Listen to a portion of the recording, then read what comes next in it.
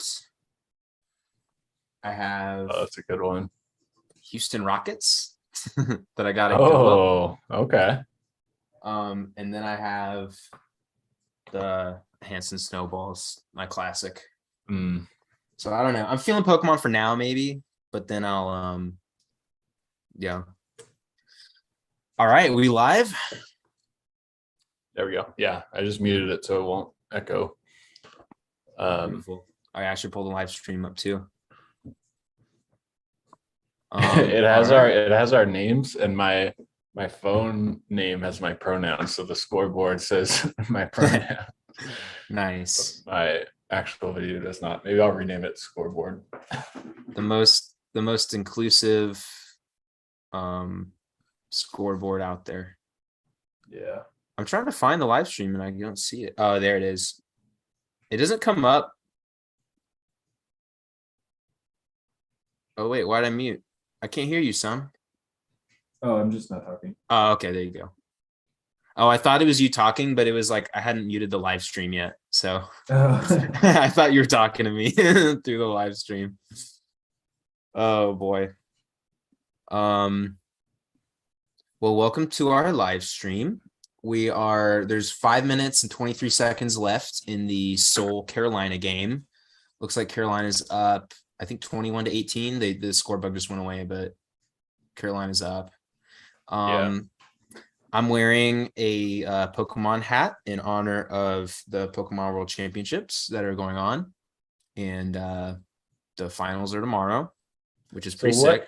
Can you explain like what that is? Yeah, so it's like what do they compete? What kind of version of the game? Like if you've played Pokemon? Oh, no way. Oh, he can't connect to the audio. Oh, what's up? Oh, get the tattoo.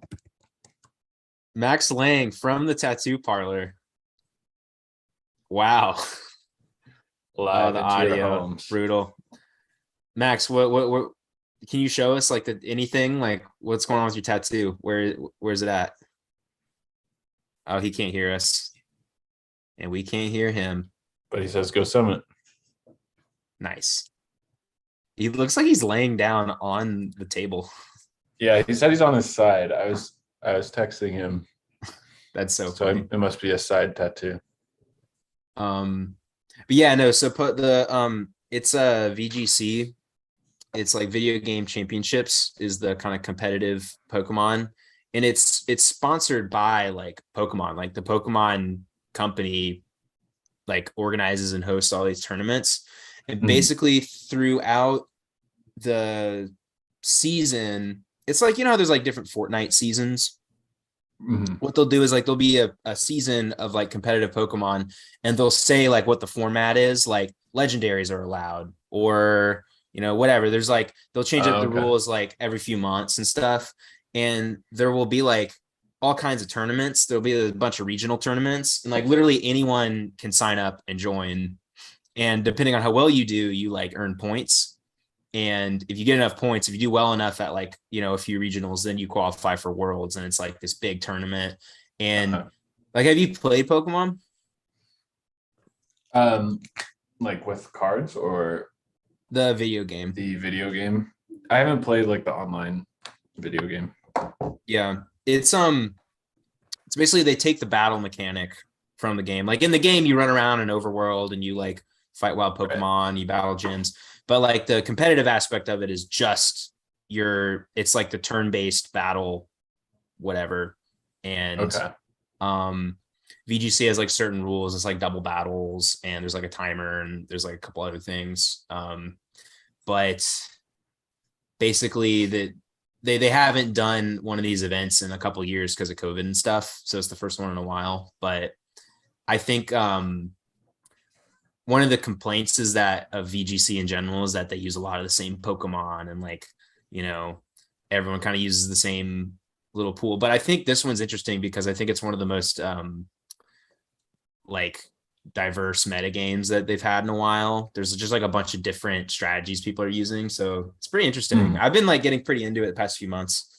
Cool. It used to be like I would tune in and have no idea what's going on. Yeah. But now Exactly. But now I tune in and I like vaguely know what's going on and I'm like, holy shit.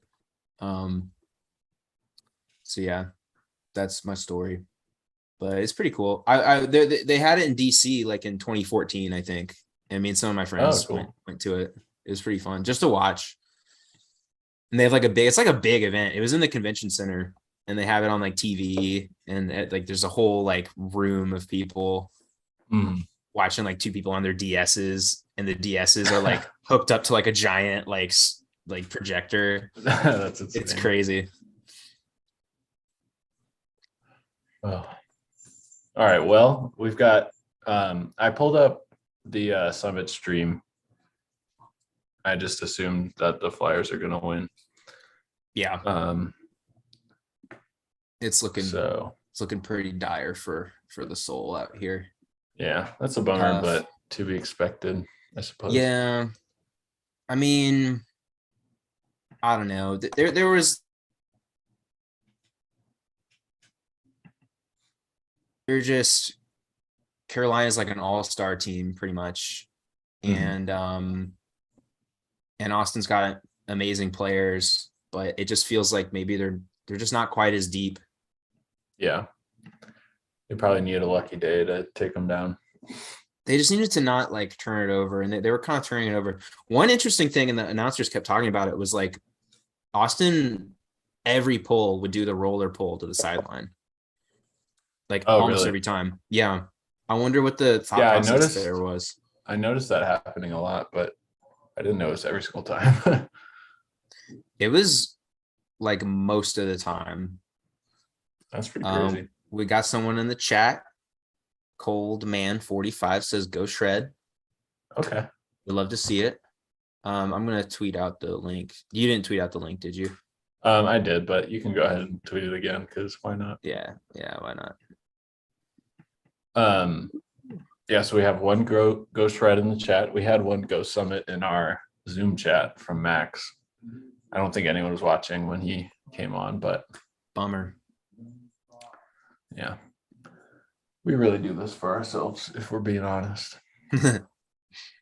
I mean, I will say, like, I think that whole time, the whole live stream last week, just getting Jordan in during halftime, yeah. And the clip that we got a ton of views, and that was worth it, just for that.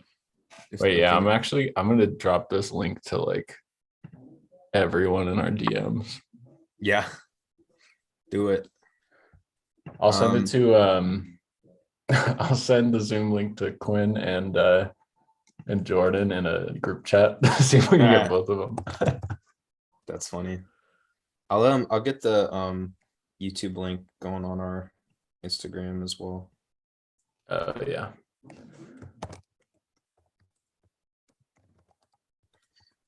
All right.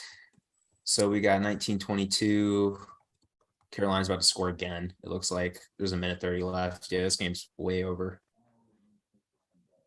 They pulled within 3 though. Oh, a dude just went down. A Soul player just like went down. His weird. He's walking. I don't know if it's like a hammy being pulled. It looked kind of bad for a second, and then he got up and he's walking, so that's cool. Number 26 on Soul.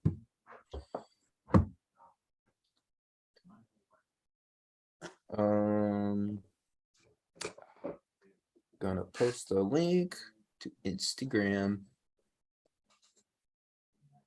Oh man, I'm excited for this game. Yeah, this is gonna be the best game. I think these two teams. I don't know. I think the game tomorrow is gonna be sick too. I can't decide which one's gonna be better. I feel like the Wind Chill and Union players like hate each other.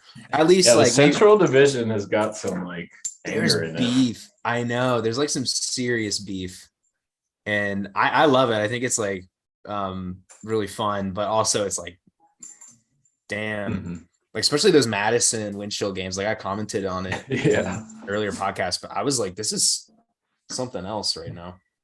Yeah, for real. But yeah, it's just I feel like those guys just hate each other's guts, at least on the field. and like Yeah. just in the way they play. I'm sure like Yeah. they're all friends with each other, or like at least a lot of them are. But I don't know, Oh, like yeah. the Josh Klein tweet, That was cool. just all of that. Love to see stuff like that. Yeah. Okie dokie. Oof. I'm gonna. Oh, they've got Joe Namath on the Summit Feeds commercial. Oh yeah, he for does the like. USA Hemp store. Yeah, I saw those. Crazy. Yeah. All right. Is the end of this Carolina game even worth watching? Probably not. I'll keep it up just cause. And when does the FS2 stream start? That's at 9:30 Eastern. So whatever Okay, that is for 8:30. you. So now after. So I guess we could In like an give hour. our live reactions after it's over. Yeah, after the Empire win. Yeah. We're live. Okay. DC got a buzzer beater to get 13-15, and then they held out of the quarter break, so they're only down 1 in the fourth. Oh, you're shitting me. Yeah, I 15, almost 14. don't want to know what happened. That's crazy. That's an Yeah. insane comeback. They were down 4, and now they're down 1. Yeah. What? They got a break at the buzzer, and then they got they received in the fourth, so they got like the free break. The double break. Oh, Yeah. wow. That's crazy. Yeah, I might stop paying attention to that for a bit so we can maybe be What? surprised. Oh man, I don't know. I feel like, can we even avoid the information? Like if I go on Twitter, I'm just gonna see like the Empire's tweet or something. Yeah, probably not. I mean, Joe's probably gonna come on here and tell us what happened. So Yeah, Joe's gonna be on the field. Like, wait, that's crazy. Go Breeze. that's exciting. That is sick. I need to see it for myself, like to see what actually happened. Yeah, for sure. Because I feel like in the AUDL especially, it's just that kind of deficit against the Empire. How do you come up with? I mean, Joe was saying there were a lot of turns. Yeah, it seems like the Empire were just giving up a lot of chances for some reason. They turned on the very first point I saw. It's crazy. So That's uncharacteristic. yeah, playoff nerves. It sucks that like they can't both be in the playoffs because Like in championship weekend. yeah, like Breeze or Empire could have a shot at the title, I think. Those could be, I mean, that could be the final. I mean, you got Carolina. I don't know. Yeah, I You would gotta say respect Carolina. from what I've seen, it seems like those 3 might be the top 3. Obviously, the Union might have something to say about that, but and the Summit, but I don't know. Seems like there's a lot going for those East Coast teams. Do you think like Chicago and Carolina are kind of a good comp? Like, I think they might be kind of similar teams in some ways. Like I see Chicago and I feel like they're super possession based, and it's definitely the case for Carolina. Yeah, I don't that's know. game. I think what was the final? 2022 Carolina. Austin made it close. You called that exactly. Let's go. Let's go. You called 22-20 Flyers. That's impressive. Yeah, I mean, a broken clock is right twice a day or whatever they say. Yeah. I had 24-20, so I was next closest. So yeah, I'll celebrate that. But yeah, I don't know if any of our Empire scores are going to be dead on with like how close it is right now. We all had like 3 or more. Yeah, I think I had. Did I have a one? I think I had a 2 point game. What did I have? I don't remember. You had a 3-point game, 23-20. Ah, But I that guess. was the closest of any of us. I think that the games just get tighter in the playoffs Mhm. because I think they matter more. I think the lines are tighter. Maybe there's like more nerves. Yeah. I don't know. I just I was surprised at the scores last week. I thought, and it felt like the results were lower than I thought they would be. So that's kind of what I thought. Like Mhm. I think Carolina is capable of beating the Soul, but like I don't think Carolina is only 2 points better than the Soul. Mhm. And like, no offense For to any of sure. our friends of the pods on the Soul or anything, but like, I just can't think Carolina is so good, and I think they can beat teams by more than they do, but they just don't need to. You know, Yeah. they take Yeah, a like lead and they just play yeah, out the clock, and it's just the way they that's play. exactly what happened. They went Yeah, up 3 in the first, and then it stayed there for pretty much the rest of the game. yeah. And what was up with this with the sideline polls for the Soul? I get on one hand, I'm like, okay, like what Pavel said when he came on, like if it's lowers the percentage, you're just playing the percentages, but you're also affording them field position, and they have to throw less throws to score, Right. right? And so is it that much more advantageous given that like there's so many fewer throws on a point means fewer chances Right. in the turn. But if you force them to make more throws and pin them further back, um, that in a way, like, I mean, how much more advantageous is it really to do that like sideline pull? Like, I don't know. That's Yeah. something I was It's weird. wondering. Like what I was thinking, like kind of what you're saying, like if you pulled it deep to a team and they're just working up the field, on a regular point, in the course of a regular point, you might just end up on the sideline at some point. So basically they're doing Right. like, 5 throws to get there. So is the dip in percentage of just putting them there even less than like the chance of those 5 throws, one of them being incomplete? Because like, I don't know. Yeah. I feel like if we had a really like if we had a mathematician on, Because like they would really even know. even if you're doing 95% throws, let me get my calculator out here. That's only, if you have 5 of them, that's only a 77% chance that they're all complete. Mm. So like if we want to call them 99% throws, then it dips down to 95 after 5 of them. So Yeah, how many fewer turns, or sorry, how many fewer throws were they throwing every time that you pin them on the sideline? Like, how many throws are on the average point when you have to work it up a full field, and how many throws when it's on the sideline?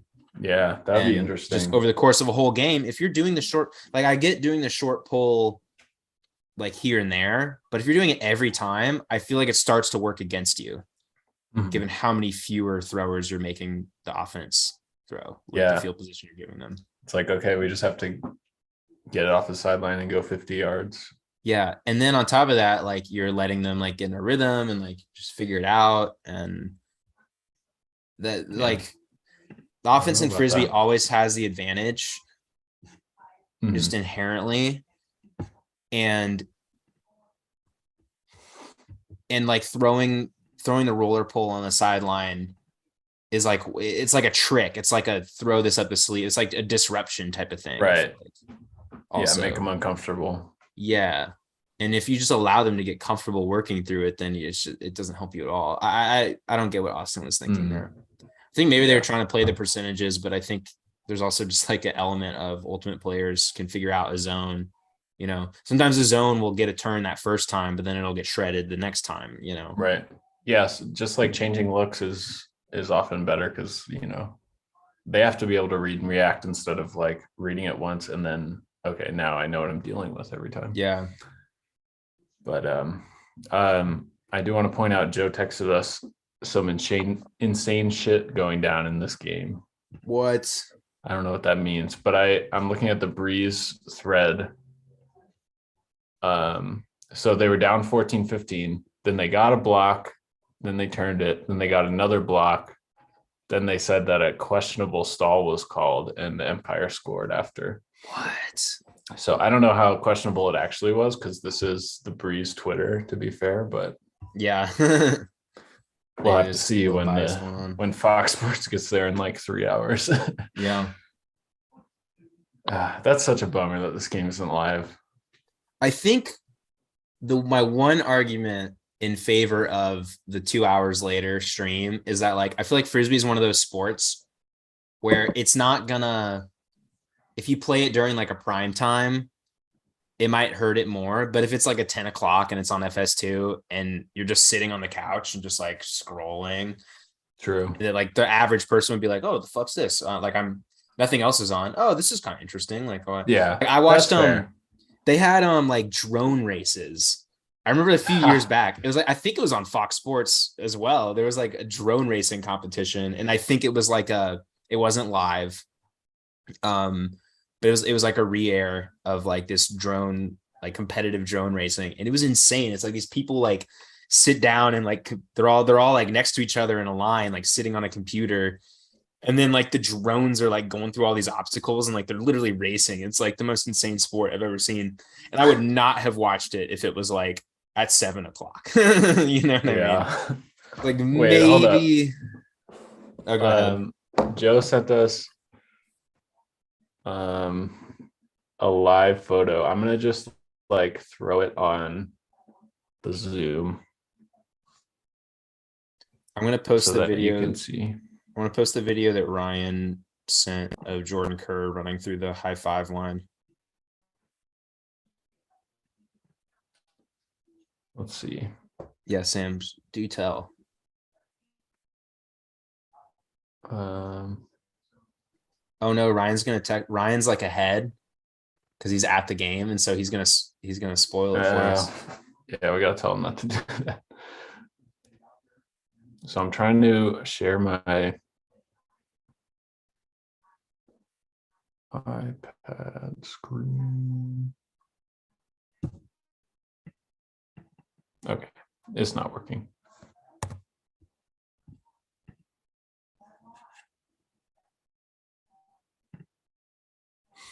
Well, it's not working, but if you go in your text, oh wait, I know what I can do. Almost tagged. I'm posting like Jordan Kerr, and oh no, I hid the summit. Okay, whatever. I did at Jordan Kerr at Colorado Summit. Oh wait, shit. But now I moved. I tried to delete it, and I put it like on the garbage can, but it didn't delete it, and so now it's just there at Summit. Anyway, whatever. All right. Okay, what is this? It out. So this is the live. Rowan That's Johnny. Apparently did like a. Oh, is that Johnny? I think so. Looks like Johnny. It is. Johnny did a very aggressive spike that Joe sent us, and then he sent us this warped disc picture. Yeah. Sam, tweet that shit. Yeah, I will. That's pretty nuts. Whoa, Johnny, that's crazy. I feel like he's like such a laid back dude. Yeah. He's got that fight. You know what though? You don't play in this league without like, being a little crazy. Competitive. Yeah, you gotta have that. Yeah, what's up, Ryan? Y'all? Ryan, that video. Yeah. I was gonna say the video you sent of Jordan Kerr was so sick. I posted it on the Instagram. Energy here is insane. Yeah, talk us through it, Ryan. Hold on. All right, Summit huddle, the breakers the huddle. Summit fans here, you can hear it. This is insane. Everyone's going nuts. I'm so hyped. Summit starting on O-line. You got Nethercutt, Quinn Finer. Man, let's just get this first point. on stream. How about that? Let's go. Yeah, fuck yeah. Yeah, why not?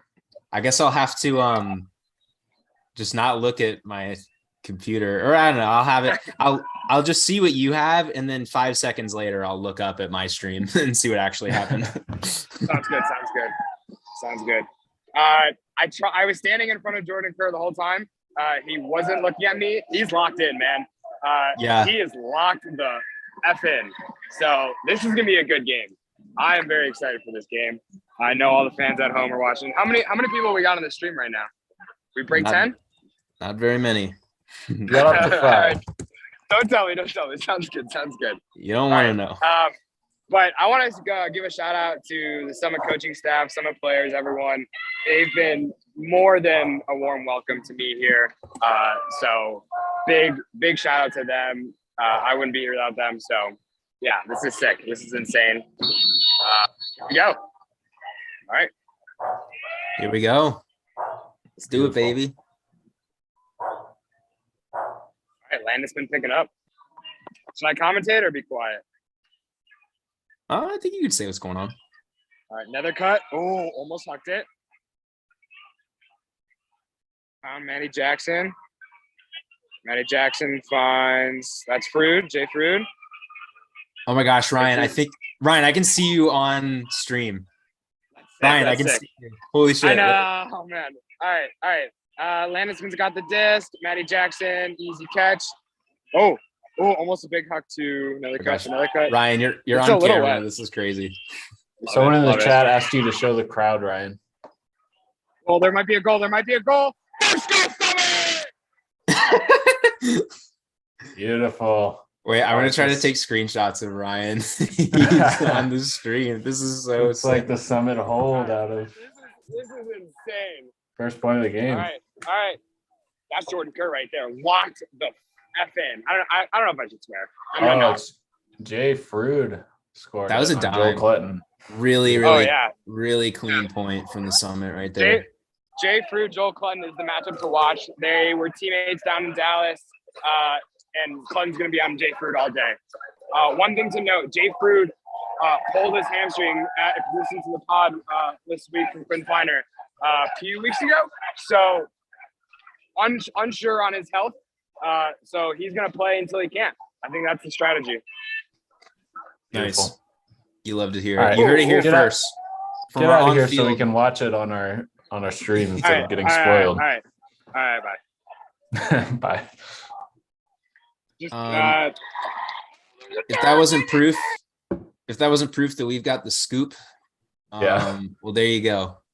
Okay, there's Ryan. Honestly, that was probably more interesting. I could see his little the ringer logo. He's just like alone, just like a cow. I love it. Oh, it. it's her. Oh, Merrill. Oh, Merrill. What That was a happened? tough catch. Yeah, was it just a little off? Yeah, it was a wide throw, I think, but it was catchable. Tough. Wiseman. I feel like I haven't seen Wiseman in a couple of weeks.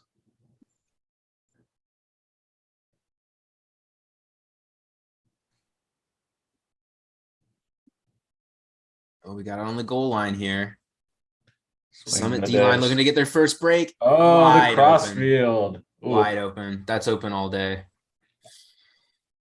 As we like to say here at I'm Open. Yeah, that was open. I'm open. Beautiful. Should I do like a super grainy like photo of Ryan? Yeah, fuck it. Super grainy. I'll have two. I'll post two pictures. One will be, it'll be like one after the other. Yeah, if you're watching at home and you got the stream up, Ryan's wearing a black shirt. It's like a Bigfoot sighting. Yeah. I wonder if I can like draw like a crude circle. Yeah, that's perfect. I was just talking to Steph today about Bigfoot, and I'm wondering, like, how do people believe in Bigfoot? Because what do they think Bigfoot is? I guess just like a weird species of animal that I don't really know, honestly. Okay, Like- Jordan Kerr with the assist. What's new? Yeah, for real. Like if it's an animal, why is there just one of them running around? Like why are we looking for like the Bigfoot colony, you know? That's a good question. But yeah, people are obsessed with like the one Bigfoot. I guess it's kind Yeah. of like it's not. I guess it's not scientific at all. People aren't like, oh, this is like a species. People, it's kind of like mythical. It's like the chupacabra, you know. Yeah. It's like, oh, there's legends of it and Yeah, whatever. I guess so. No, like the people that are crazy about it aren't interested in like the biology of Bigfoot. They're interested in, Yeah. I don't know. If you're into Bigfoot, just let us know in the chat. Yeah. Let us know in the I'm very chat. curious. What is, I wanna what is learn more. Bigfoot? Yeah, I Or wanna maybe learn. it's like, is it like a dude who's like covered in fur? I don't think Who's so. just like walking around like this? I don't know. But anyway, back to the game.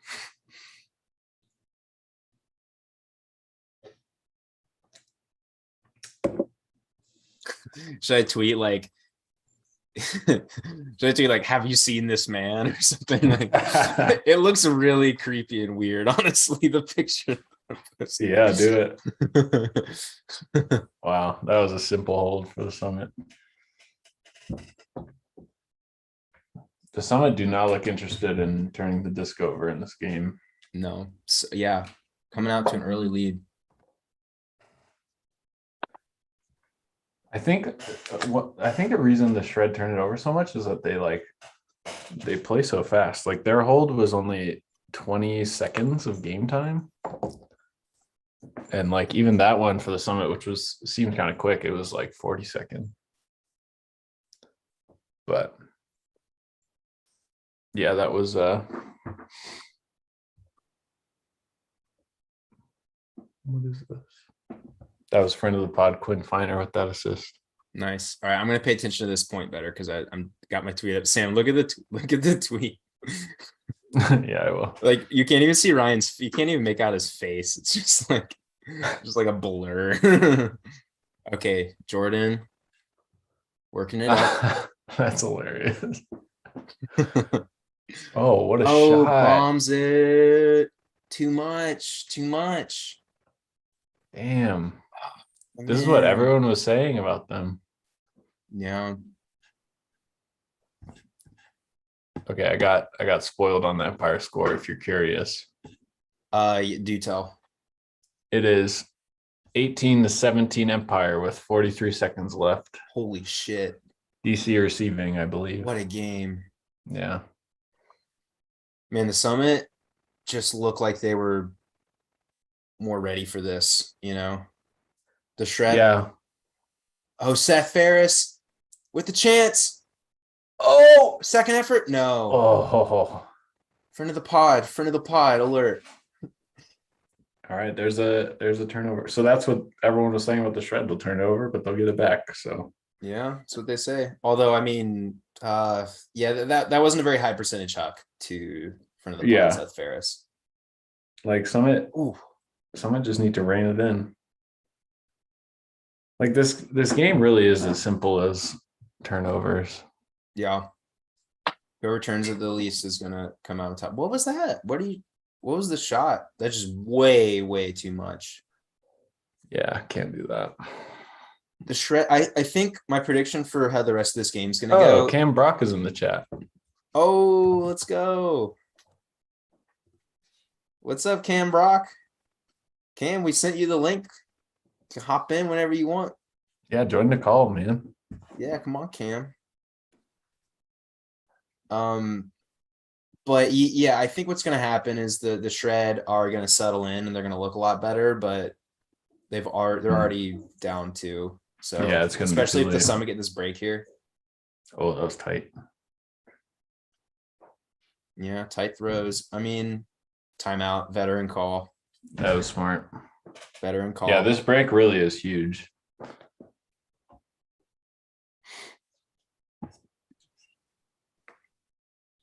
Yeah. This could honestly, like, I mean, I don't know. There's a lot of frisbee to be played, but whoa, tie game. Oh my gosh. I just opened Twitter and I saw DC Breeze tweeted game time.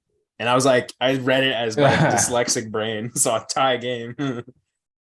It is a tie game. Oh, I see it with 17 seconds left. Yeah. Oh my Rowan to god. Boxley, 18-18. Joe, go live. Joe, stream. Yeah, where's Joe? Joe, go. He should go live on our Instagram or something. Or should he join Yeah. the live stream? I think he Should should go live join on the Instagram. live stream. I don't know. Okay. Joe, join live stream.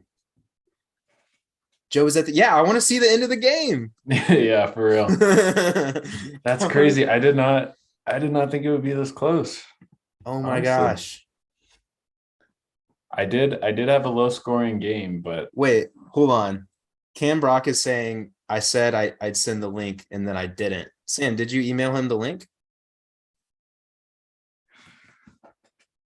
was I supposed to send it? Oh, I thought you would. I told you Oh. that you'd send. I'll give it to him. Thanks for pointing that out, Cam.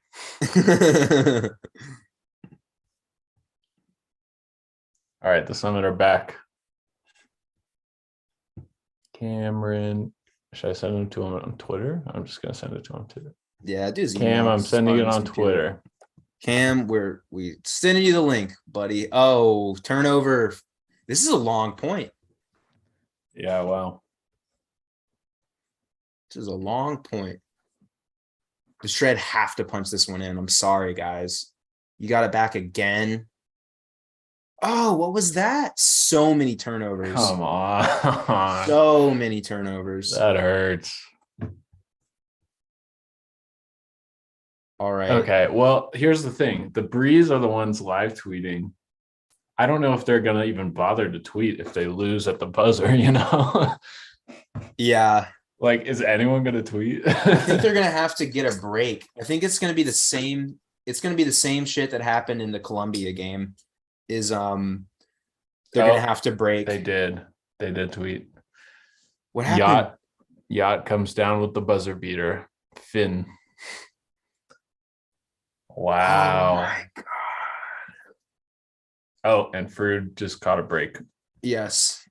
Man, this game might be on ice. Why is the best game of the weekend not live? Why can we not watch it? God, yeah, that would have been so cool to watch live.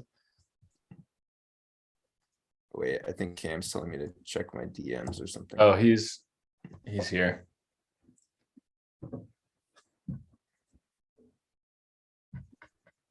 He's gonna roast me. I know it. Yeah, He's gonna roast me. there he is.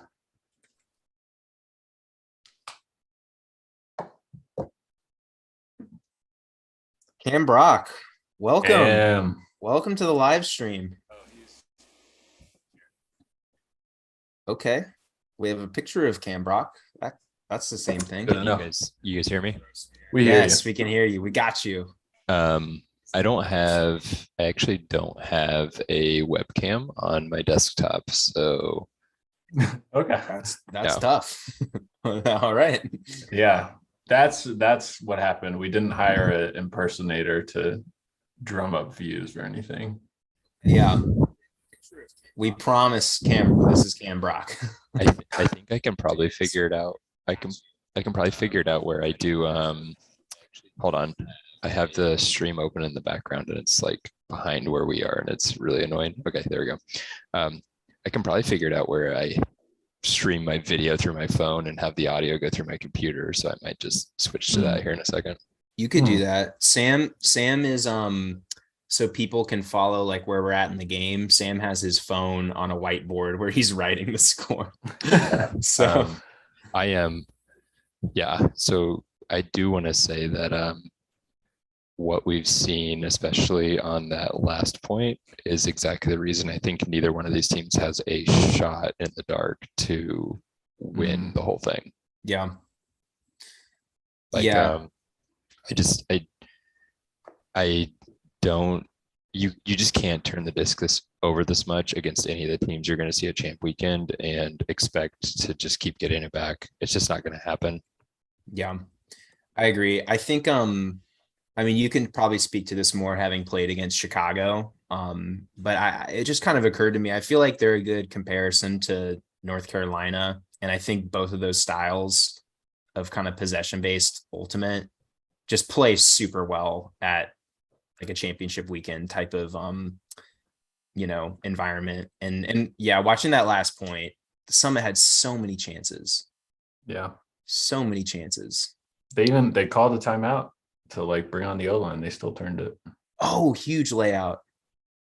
But yeah, I mean, Cam, what do you think about like I think if any team in the Central is like a good comp to Carolina, I feel like the Union are kind of up there for me at least. But I mean, what do you think? I think offensively, that's a decent comparison. Like Carolina does not turn the disc over a lot on offense, but they still are willing huckers, like when it's in rhythm and when it's open. Right. So I think it's and they're good at completing their hucks, whereas Minnesota also can be very patient on offense, but they are have one of the worst huck completion percentages, I think, in the league. They're like hovering like 53% or something like Yeah. that. Hold on. So I think, yeah, I'll figure this out. Beautiful. Technology. Oh, the headset. Whoa. Yeah, I am. There it is. Yeah, there we go. So, yeah, I think when you get to championship weekend, you guys just had Oscar on the pod, and Oscar said something that I think every ultimate player should really hold true to, which is the most important stat is your turnovers, your completion percentage. Completion percentage is a little bit off because of that factors in. If somebody drops a disc you throw, it's not really like you made a bad throw necessarily, but yeah, if you're turning the disc over, then you're not valuable. And I also like what he said about like it's nobody's role. I'm paraphrasing, but he said like nobody's role should be to turn the disc over. I think what he actually said is like you don't need somebody whose role is just to shoot it. Yeah. Right. And you don't. I think that's a mindset that bad teams have. Like when you're playing like in college, you're like, oh, well, this guy on our team, when he gets it, he's just looking to huck it. Like that's his role. And that sounds really good when you're in college. And then when you start playing higher level ultimate, you realize that when you do that, you're really just putting your team in a bad spot. Yeah. Yeah. I feel like kind of that hero ball, like huck it is very entertaining to watch. And I do think there's something to be said about players that are talented at boosting it deep. But like when I watch just watching Carolina play Austin, they just kind of played like a machine, kind of like a unit, and I don't think any one player was really looking to huck it any given time. They were just trying to work it through their system, and it just very precise, not super like flashy, but and they wound up winning by 2. And in my opinion, I think Carolina's final scores all throughout the season have been kind of deceptive. Like they'll beat a team by 1 or they'll beat a team by 2. And the score might be kind of low, like especially those Atlanta games. But they just take a lot of time they have a lot of throws on their possessions and they just kind of work it up. Like they don't have a lot of super quick points, I feel like. Yeah. Kind of speaking to that, if I were trying to game plan playing defense against Carolina, I think one thing, and I say take advantage of in like the most, like take that with a grain of salt. It's not like it's a weakness necessarily, but like when Alex Thomas or Anders Youngst have the disc, you have to really play. I really believe you need to play no unders at that point, because I think if you get either one of them throwing a flick huck, you're probably going to live with the result. It's not that they're incapable of doing it, but they're definitely, if you're going to pick 2 guys on Carolina's O-line that you want shooting that, it's those 2 for 2 reasons. One, because they're not, I don't think, as talented of throwers, but also because they're the guys who normally you want catching the throw, not the ones throwing it. Like, Mhm. Right. I think the other thing that Austin did repeatedly, and I think this is a big mistake a lot of teams make, is they get super tight on the mark, but then they're super tight on the reset. And when you're playing super tight on the reset, you just get beat up line with like the kind of IO, like lefties, or just like cheeky little backhands upfield. Uh-huh. So you're not actually stopping anything. Yeah. Mhm. Yeah, that kind of automatic reset is really tough if you're trying to frustrate a team. But something, I guess he's put a headset off, but I want to ask Cam when he gets back what he thinks about the constant sideline roller pulls Oh that yeah, for Austin sure. was trying. I just don't see how that was. And the commentators were saying it too. They were just like every time it happened, they were like, oh, and there's our old friend, the roller pull. Yeah. I mean, Carolina was doing it a fair amount too. Yeah. So there's got to be something to it, but oh, Sasha's in the chat. Maybe he wants to come on. Oh, Also, Cold the Man 45 struggling out here with the shred. Losing by poor 4 guy. already. That's tough. You hate to see it. Is it Cole D man? Like I'm Cole and I play D, or is it like Cole demand, like you're demand, or is like D your middle name?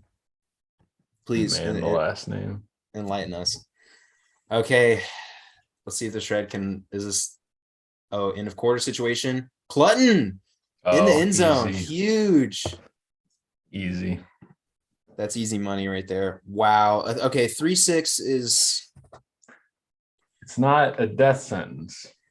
no. It could have been a lot worse. It could be worse. Could The be two shred 6-1. fans in the crowd. That's so funny. That dude looks so over it too. He was like Just come leave on. early. He was like, finally. Wait.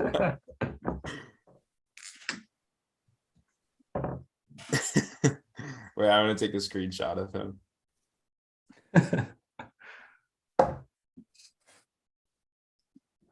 Ooh.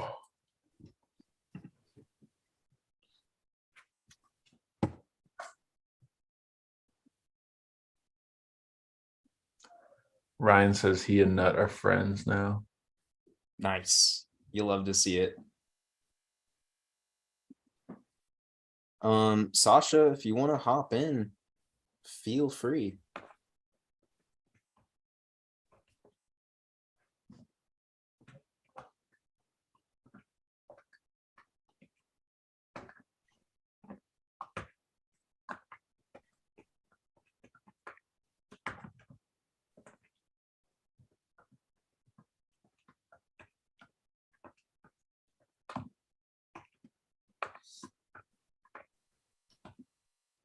Ooh, Ryan sent a really sick video.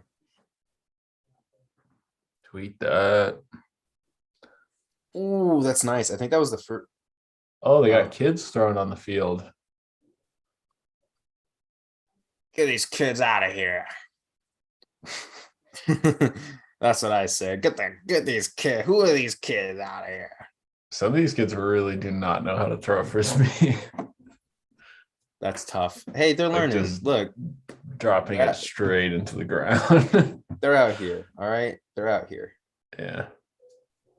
I'm using the last inches of storage that I have to tweet these videos on Beautiful. my phone. I had my phone. I was just thinking like, oh, this is a cheap phone. It was like I got like a refurbished iPhone. Oh, And it was sorry. cheap 'cause it has Cole says no demand storage. as in the man. Sorry to interrupt. Just wanted to. He Oh, answered our okay. question. Thanks, Cole. Thanks for filling us in. Oh, Cam, before you got up, I was gonna ask you.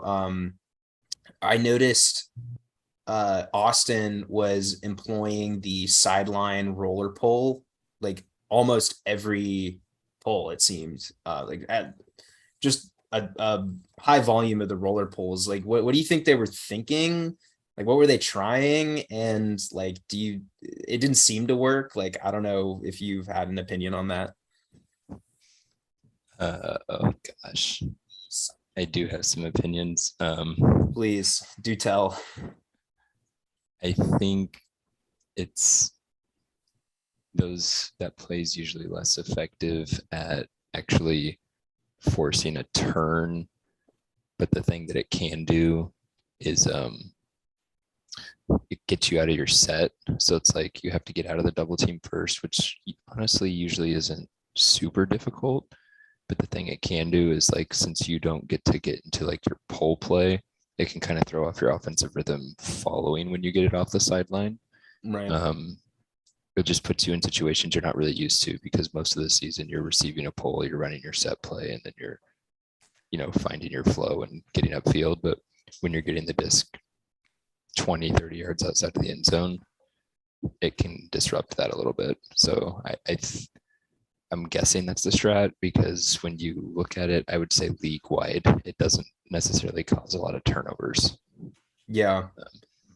I guess what I'm wondering is, like, okay, yes, you can use it to blow up a pull play, but if it's the third time in a row that it's happened, am I really planning a pull play anymore? Or am I like expecting it to happen again, and I'm prepared and I'm kind of in a rhythm to, work through it?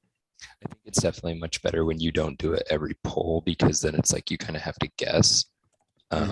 So like Minnesota, it's really obvious when they're going to do it, because they literally have a different person pull the disc. So you're just like, oh, Abe Coffin's not pulling, Brandon Mattis is pulling. Okay, well, I guess they're going to do a roller. That's so weird. Why would they do that? And occasionally, so in our game in Indy, they were doing that, but then one time Mattis actually pulled it instead of pulling it as a roller. But because he still wants it to look like a roller, he's not getting a big step up, and it just turned into a pull that was like 25 yards shorter than it would have been if Abe Coffin would have pulled it. It's like, what was the point of that? Yeah. So it's kind of funny. In the playoff game, they did not try the fake. It was just, if Mattis pulled it, it was going to be a roller, and if Abe was pulling it, then it wasn't. Interesting. That's just like, what's the point of that? That's crazy. Huge catch in the end zone there. Who was that? I don't know. Jackson. That was Matt Jackson saving a not good throw. That's what that was. Man, it's just like, can I tell you, like, people might blow me up for this, but Jonathan Nethercutt is one of the most frustrating players to watch play, in my opinion. Wow. That's spicy. What makes you say that? Because he's supremely talented, like, which is the easiest observation anyone can make about him. But like, his completion percentage is under 93%, because he throws stuff like that might get caught and might get beat, and he just doesn't need to. Like, Matt Jackson is drinking a Red Bull. It's a bold strategy, Cotton. Holy shit. Sorry. Please continue. Wait, is that a Chelsea shirt I see on you? Yes, it is. I approve. Hell yeah. It's just so frustrating, like, to watch somebody that talented just do things he doesn't need to. Like, oh my God. So I know I watched most of the Quinn Finer episode, which hey, look, there's Salt Lake, just like, yeah, they scored there, but they were like, hey, let me just throw it up and hope my guy comes down with it. Like these are the types of things. Now watch one of these teams go to a championship weekend and somehow win the whole thing, and it makes me look like I don't know what I'm talking about. But like, when I watch these teams play, I just think that, how are you going to compete with a team that's as efficient as New York? Or like, how are you going to compete with a Chicago or Minnesota that when they get the turn, they're just going to play patient offense and work it up the field with as many throws as they need to? Like, how are you going to keep pace with that when you're just going to throw stuff up and just hope your guy comes down with it? Yeah. But you were in the middle of another point. I can't remember what you were saying. You were talking about Nethercutt, and then you're if he were on my team, like, so you were talking to Quinn Finer, and he brought up a point that I think we all kind of know, but just like, playing with Nethercutt just changes the way the defense has to play, right? Because they have to respect the fact that he can throw it to the end zone from literally anywhere, which is insane. I mean, he has like, I'd say one of the most iconic throws that in the league's history that they used to play all the time when he was with Raleigh, when they were playing against Madison in I think it was a regular season game in Madison. And he just throws a full field dime to, I think it was Terrence Mitchell. And it's just like hits him in stride. The throw, I think, traveled about 80 to 85 yards. Just, Yeah. and it was just like, it was one of those throws that was like out in front and just floating. So his receiver just had to run onto it and just clap catch it. It wasn't like bladey or it wasn't like just floating in the air forever. I mean, it was literally about as perfect of a throw as anyone could ever make. So like you see stuff like that and you're like, yeah, that was a great throw. His receiver was open. He was beating his guy. Great. But then he throws stuff like he did to Matt Jackson, right? Which is like 2 inches away from getting D'd, throwing it into an extremely tight space, like where not only does Matt Jackson have to go up and like over a defender, he also has to worry about like towing the line afterwards. And it's just, why are you forcing that? Yeah. And I would never want, I just wouldn't want a handler, especially a dominant handler like Nethercutt, a disdominant handler, to be on my line if he's going to be completing less than 93% of his throws. Because it doesn't matter if you're completing all these great hucks if you're still turning the disc over at that high of a rate. And I think I it's just like, I don't think he needs to do it. And then like you look in 2019, he was at 96%. I think that's a little like that's where he needs to be. He needs to be at 96% or higher, I would say. That being said, again, watch them go to championship weekend and him and Colorado just like win it all. And then, you know, you guys can clip this and I can look like the biggest moron in the world. Yeah. Cam Brock, huge moron compilation. Yeah.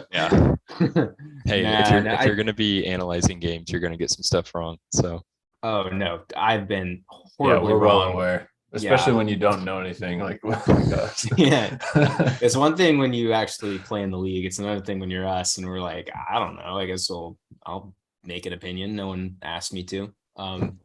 But I will say that my one point in defense of Nethercutt, and it's not. I don't think it makes up for all of his incompletions. Damn. But 6'9" alert, by the way. Huge. Every game Huge. today has had. That's 6'9". crazy.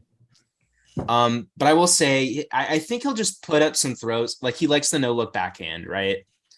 And I've seen him complete it a few times this season.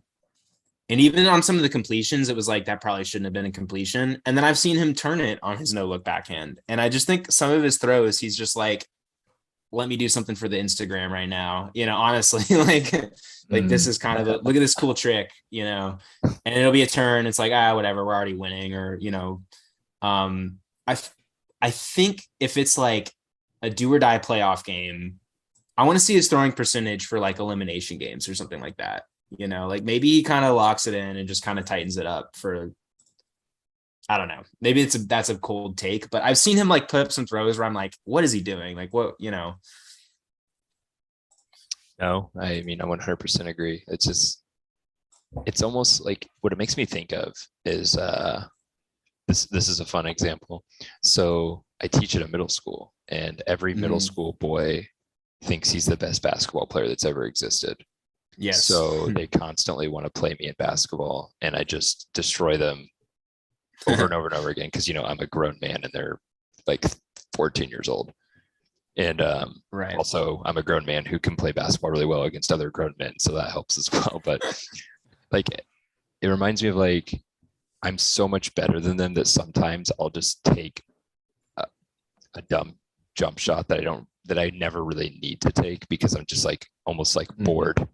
Yeah. Like, I could just back you down all day. I could drive by you all day, but let me take this like crossover step back mid-range jumper, which is not a good shot when you just are physically able to dominate your opponent. Right. And I kind of feel like that's Nethercutt. Like Nethercutt could literally get any throw off he wants all the time. And because he can, he's just like, oh, let me try something. Let me just throw this throw because I can. And I kind of started talking to my teammates the O-line about this at one point. We were having some turnover issues like early, middle of the season. And I said, we need to reframe the way we think about the choices we make. So instead of saying, I can make this throw, so I should make this throw, you should be thinking, I should make this throw, so I can make this throw. Because there's a lot of throws that we can make, but it doesn't mean we necessarily should throw them. But if you should throw them, then that gives you the opportunity where you can actually take the shot. So yeah, for sure. And there maybe is like a little bit of that. And I don't want to like sit here and I'm not a player. I don't want to like talk about Nethercut and be like, oh, he's not trying, or like, he's not hustling down on D, or like, I feel like it's a valid criticism if you point out his completion percentage. I think you're in a better position to comment on that, but he's an amazing player. Oh, he's absolutely amazing. Like, I mean, he's Nethercut. I mean, I was watching him on ESPN when I was in high school. This will date me, but watching UNC and just watching him bomb flick hucks, like Was he on UNC when we were in high school? Yes, he was. Yeah, I would have thought he was older, honestly. He looks older because of the beard, I think. Yeah, it must be. He is, I'm looking at him right now. He is 30. Okay.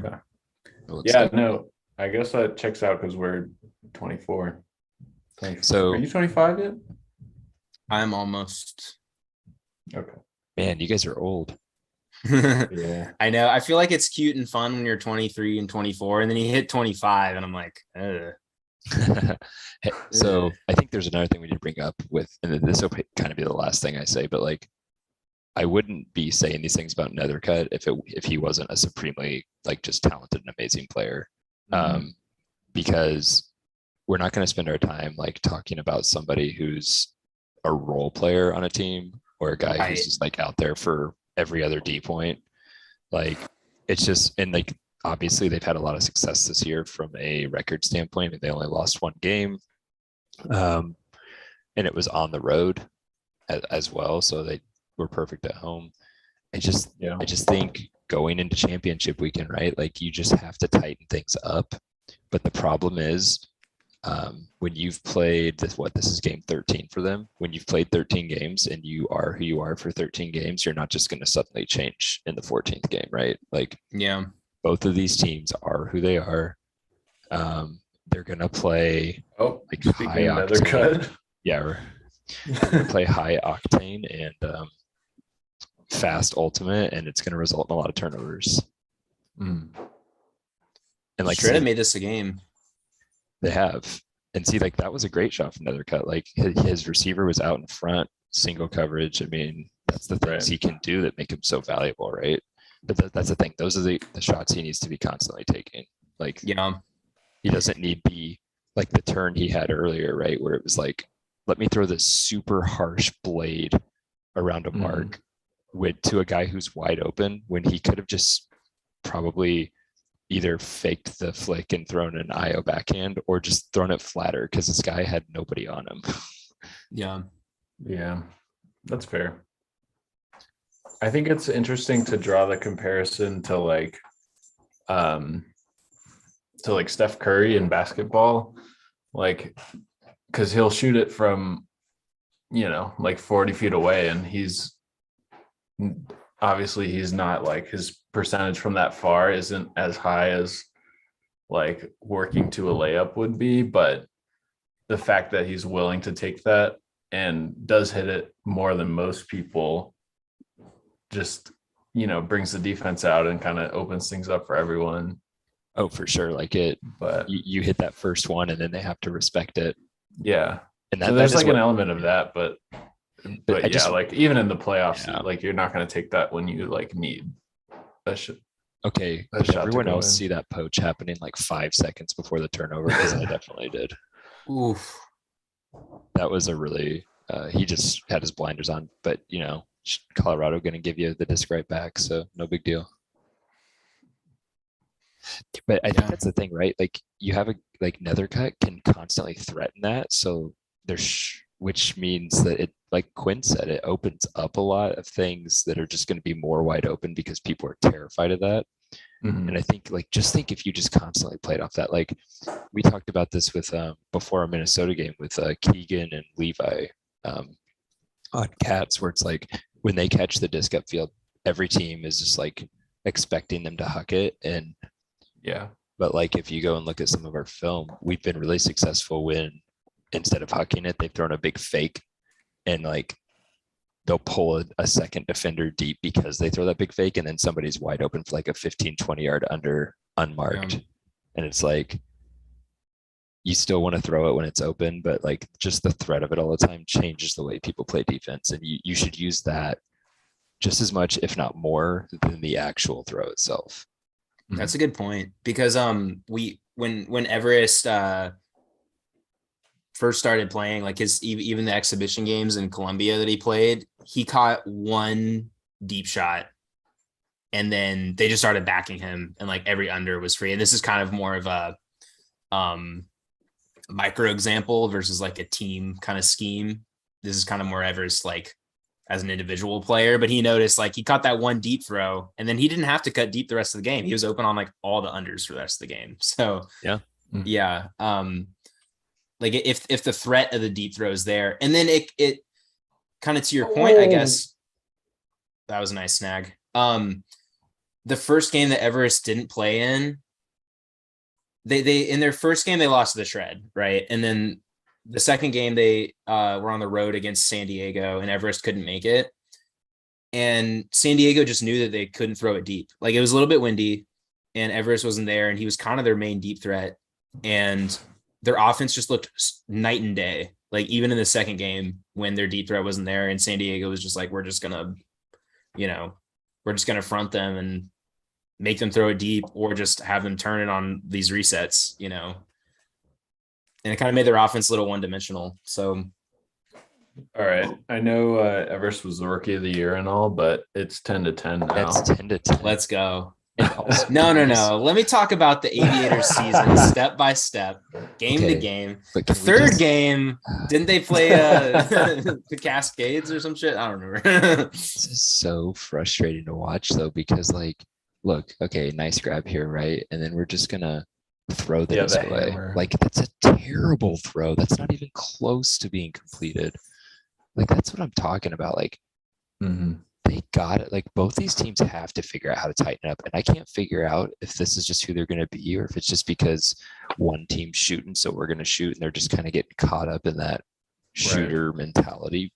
But like, it's just like, this is frustrating to watch. I will say, There's probably been more turnovers in this game already than there was in our entire Minnesota game, playoff game. it's possible. I will say I'm in just as a purely fan's perspective. I think it's tied and there's a big crowd. Like I'm enjoying watching this person. This is what the AUDL is all about. Yeah. Yeah, don't I mean, get this me is what wrong, it's for, right? entertaining. It's definitely entertaining. Like I'm definitely not saying that, but Mhm. it's sloppy, It's sloppy ultimate, but I don't think it's a bad product per se. No, not at all. Like I think to ultimate players, it could be seen as a bad product to like higher level people, but I think you're right. Like to Right. your average person, or even to just people who just want to watch a competitive game, like this is fine. Yeah. Um, And we'll see. I mean, do you think turnovers get kind of tightened up after halftime? Do you think teams can kind of settle in and then things or do you think it gets worse as the game goes? I think we're probably going to see more of the same. Like just knowing. Yeah, they're gonna be tired. I was gonna say with all of the sprinting back and forth, it could be worse. Also, I'm just Yeah. thinking, you think these teams are actually going to change who they are at halftime when they haven't changed the entire season? Yeah, that's a good point. So, and the thing is, right? Like, even if they think there's things they need to change, no matter like with 2:28 left and it being a one-score game, no one's going into half probably down by more than 2. Mhm. Can we just talk about how good Jay Fruit is, by the way? Oh my gosh. Insane. If I had to create just like a line of 6 other guys that I would want to line up with, Just that, all J Fruit. that I've never had the opportunity to play with, Jay Frood is like, he's in that 6 for sure. Yeah. Another guy is Jacob Fairfax. Like, I think Jacob Fairfax, it's like, I don't want to say he's underrated because I think everyone I've ever asked about him is like, oh yeah, that dude's just insanely good.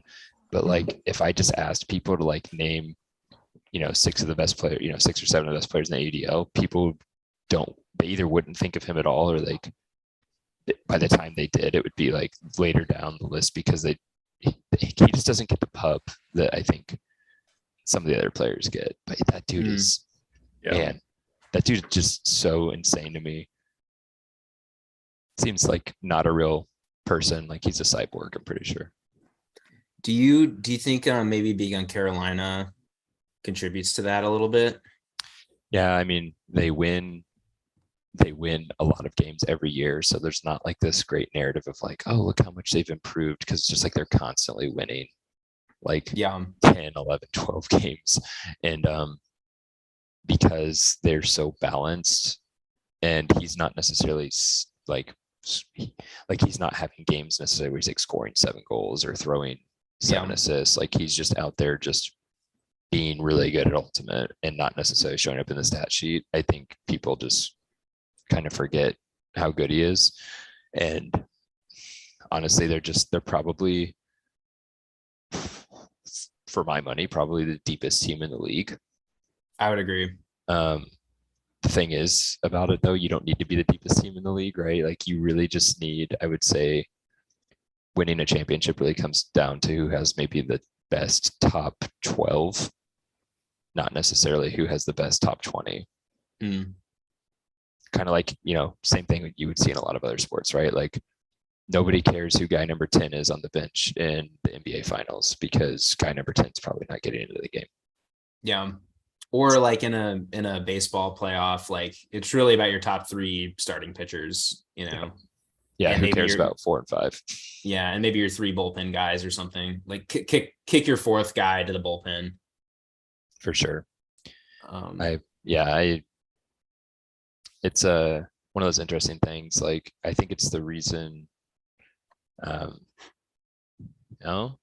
we are, tied up at 11 again. Yeah, that was a tight shot, but can we just go ahead and agree also that Joe Merrill is on the all getting off the bus team? Oh, really? Does he have like a? Just like he looks like when he gets off the bus, he's like an intimidating guy. Like he's just like the walk. Well, he's just like a big dude. Like think of like obviously the number 1 in the league getting off the bus guy is Jeff Babbitt. Like he's just huge. It's like he could just destroy you in so many ways. But I think Joe Merrill's on that list too. He just looks like a dude that just like I don't want to mess with. Yeah, I could see that. I haven't seen a video of him getting off the bus. I'm like trying to pull it up, but oh, I don't know what he looks like getting off the bus, but I assume he still looks like he could kick somebody's butt. Yeah. Do you think that I don't know if the Alley Cats did that this year, but I saw a lot of those, like actually the team social media person would be there filming people getting off the bus. Like, is that staged? Like they have to like go ahead of time and like. So they are our social media person. Her name's Rochelle. She's awesome. She gets there and she'll be like waiting like at the entrance to like our field. And she'll take pictures, like walk up pictures. And the games that she rode the bus, so she went on like 3 or 4 road trips with us. She would like get out first and like film us getting off.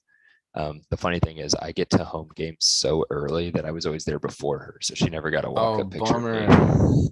Bummer. But I also show up to the game and just like basically in my clothes I'm gonna wear to warm up in, so it's not like I'm looking fancy or anything. That's very on brand. I would say. Like you go up, you have your cleats on in the car on the way to the stadium, ready to go. You roll out of bed. Yeah, I actually in the kit. Have you ever seen the Big Green soccer movie on Disney? No, I have not. So it's like a kid's soccer movie, and there's like the kids starts like they have like this montage of them all getting ready for the game, and one of the kids like throws his sheets off in the morning when his alarm goes off, and he already has his soccer cleats on. There's like grass stains all over his bed and stuff. Like, that's me. Yeah. Actually, right now that the season's over, it's more like running shoes, running with my cross country team. Yeah. So you said, actually wanted to bring that up. Like, so you mentioned on our podcast that if you were going to coach, you'd have to get paid, but you're coaching a cross country team. So last year I was actually, so for the last 3 years, I've been the head coach of the 7th grade girls basketball team at my school, and I've been this is my 5th year being the cross country coach at my middle school. Nice. So last year, the boys cross country team finished 2nd in the state. So when I first took over the team, we were like, okay, I'd never run cross country in my life. Didn't really know much about it, but studied a lot about it and figured some things out, and we've just gotten better and better every year. So yeah, we were 2nd in the state last year. We're pushing hopefully to be 1st this year. We'll see. That's awesome. Yeah. And then basketball was, I'm not coaching basketball anymore. I gave that up just because it's a slog. I have 23 games in a like 2-month span. So I'm just gone like 2 or 3 nights a week. That's a lot. Yeah. But yeah. And then I was also the head track coach last year. I actually stopped doing that in the middle of the season because it was just too much. I had to tell my athletic director, I was like, yeah, I know you couldn't find anyone. And I know I said I'd do it, but I'm so burnt out on coaching because I've been coaching literally the entire school year. I just need a break. And so we were able to find somebody to take over for me. But I really enjoy coaching cross country, and it's awesome because I just get to run with them at practice, which means I'm just basically getting paid to get a workout in. That's cool. Yeah. So it's a pretty sweet gig. We did some 1K repeats on Friday. So it's also like just a good way to train my body to push through things that are hard. So Not to interrupt, but it looks like the shredder trying to tie it up. nice. That was a good grab there. Can he connect? Oof. My bladder's going to explode, but I'll be right back. There's Joe Merrill again. Mm-hmm. Oh, there's a lot more Shred fans. We thought there were only 2. So Sam, you're moving to New York and maybe trying out for Empire next year. I am. You say hi to my boy Mike Kabira, aka Kobe, when you go. I will. Yeah, played a year of Alley Cats, and he played his college ultimate at Purdue. So, oh, okay. Yeah, he was a D-line guy for us for I think just a season, and then he moved up to Madison area. So, but he had a game against the last time New York played Philly. I think he had like 5 Ds. Wow. Yeah, something crazy, like more Ds than I had all season. Sam. He's fast. That was kind of always his thing. He's fast. He did throw me an assist once. I can't remember if he filled in on the O line for like one random point, and he threw me like a 60-yard bomb. Damn. I was like, we can put this guy back in the O line anytime we want. If he's gonna throw me 60-yard bombs, I'm all for it. I was born in New Orleans, so I'm a big Saints fan. And so Drew Brees, like when he broke the touchdown record before Tom Brady took it, he like sent like footballs to everyone he had like thrown one to. Oh, that's cool. So I feel like you got to do like, oh gosh, when you retire, like everyone who assisted you at least once gets a disc. That would actually be, I'm sure somebody knows the stat. Well, not like off the top of their head, but I'd be interested if I could just right now name every person I think that's ever thrown an assist to me. Yeah, that would be fun. It's got to be. I bet you the number is. Let me think. How many people do I think it is? I bet you the number is. I'm gonna go with 37. Okay. That's my guess. Yeah, we might need Daniel Cohen to help us. Yeah, Because I feel like But- there's going to be several people who just kind of like Kobe, like filled in on like an O line, or like I crossed over to a D line point and Mhm. just got like 1 assist. Right. I don't think they got that throw off, did they? It looked like No, everyone was saying no, but then Joel Clutton just erased it anyway. Joel Clutton was just being way taller and more athletic than everyone else. Yeah. That was disgusting. That was a crazy grab by him. How tall is he? He looks huge, but I can't tell if he's really tall or if the other people are just like not that tall. Like I don't know how tall Jordan Kerr is. I'll text Ryan. I think Jordan Kerr is quite tall, and I Okay. think Joel I'll look it Clutton up. is extremely tall. Yeah, I'm looking up how tall this dude is. Let's say my guess Oh is shit. 6'4". What? Did you What, Sam? did you see He's the picture that 6'5". Joe sent? No, wait. Let me put on a different hat. Oh my god. Wait, Wait, I'm gonna what? share it with you guys. Did he get a picture with Marquez? Oh, Wait, I'm gonna share all my text real quick. he switched jerseys. Yeah, he did a jersey swap with Oscar. Oh, that's awesome. Oh, that's so sick. No way. That's really cool. Man, that jersey must be gross. Oh, yeah, Yeah. it's sweaty as all get out. Dude, when I was watching your guys' episode with Oscar, when Benyat was like, yeah, Grant Lindsley will just show up in an all green Alley Cats jersey. I was like, dude, that's my jersey. Yeah. I didn't was say this, but when we would have practices in college, if you showed up in like a full jersey, you'd get labeled a full kit wanker. You didn't want to be caught dead wearing a full kit out of practice. I'll tell you that. So I actually traded. So when I have, I want to say 13 different teams jerseys now, because Wow. so like I actually, at the end of every season, I trade all my jerseys away, and I like literally just like don't actually have any Cameron Brock Alley Cats jerseys left. What? Because I just keep trading them away. So like the very first one I ever traded was Justin Allen. Actually, I think he actually asked me to trade. I can't remember, but we were both in Madison for Champ Weekend. The first year it was there, and because there was like this fan experience game on Friday, which was like super fun. It was like there were 2 teams, and they were half AUDL players and half fans. Mhm. So the AUDL players were from like 10 different teams, which was really cool. So we traded, and then that kind of started the process. So like I've got everyone in the Central, and then Ottawa, New York, Atlanta, San Jose. I've actually got 2 Dallas ones, and I'm getting a Phoenix one this year. So at championship weekend, I'm gonna take some jerseys and see. So I already have so I guess the goal would be to get a West one, because I obviously don't have a Salt Lake or a Summit one because they're new. And then I guess I could I already have a Raleigh one, so I don't really need to trade with anyone from Carolina necessarily. Well, you need the rebrand, the Carolina Yeah, but they're so New Jerseys. ugly. Yeah, they are ugly. Yeah, they're a little disappointing. Which is sad because they're such a good team. I wish they had a better jersey. It's not like their old ones were like amazing, but still the new ones. I think if your team is good enough, it doesn't like the jerseys look cool if your team's really good. I would agree. Like the dark side jerseys are Boring. honestly they're kind of lame. Yeah. But they're so good. Everyone wants a dark side jersey.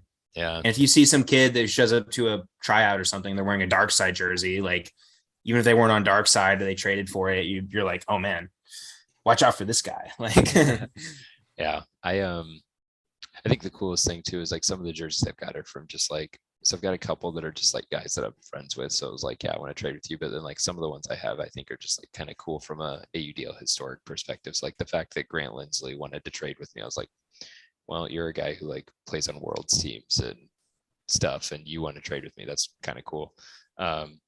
And he literally, it was after they won the championship in 2019.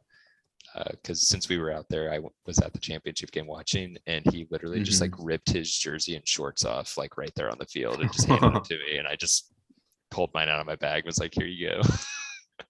That's awesome. He was just standing there in just his compressions on the sideline after the game, which was pretty funny.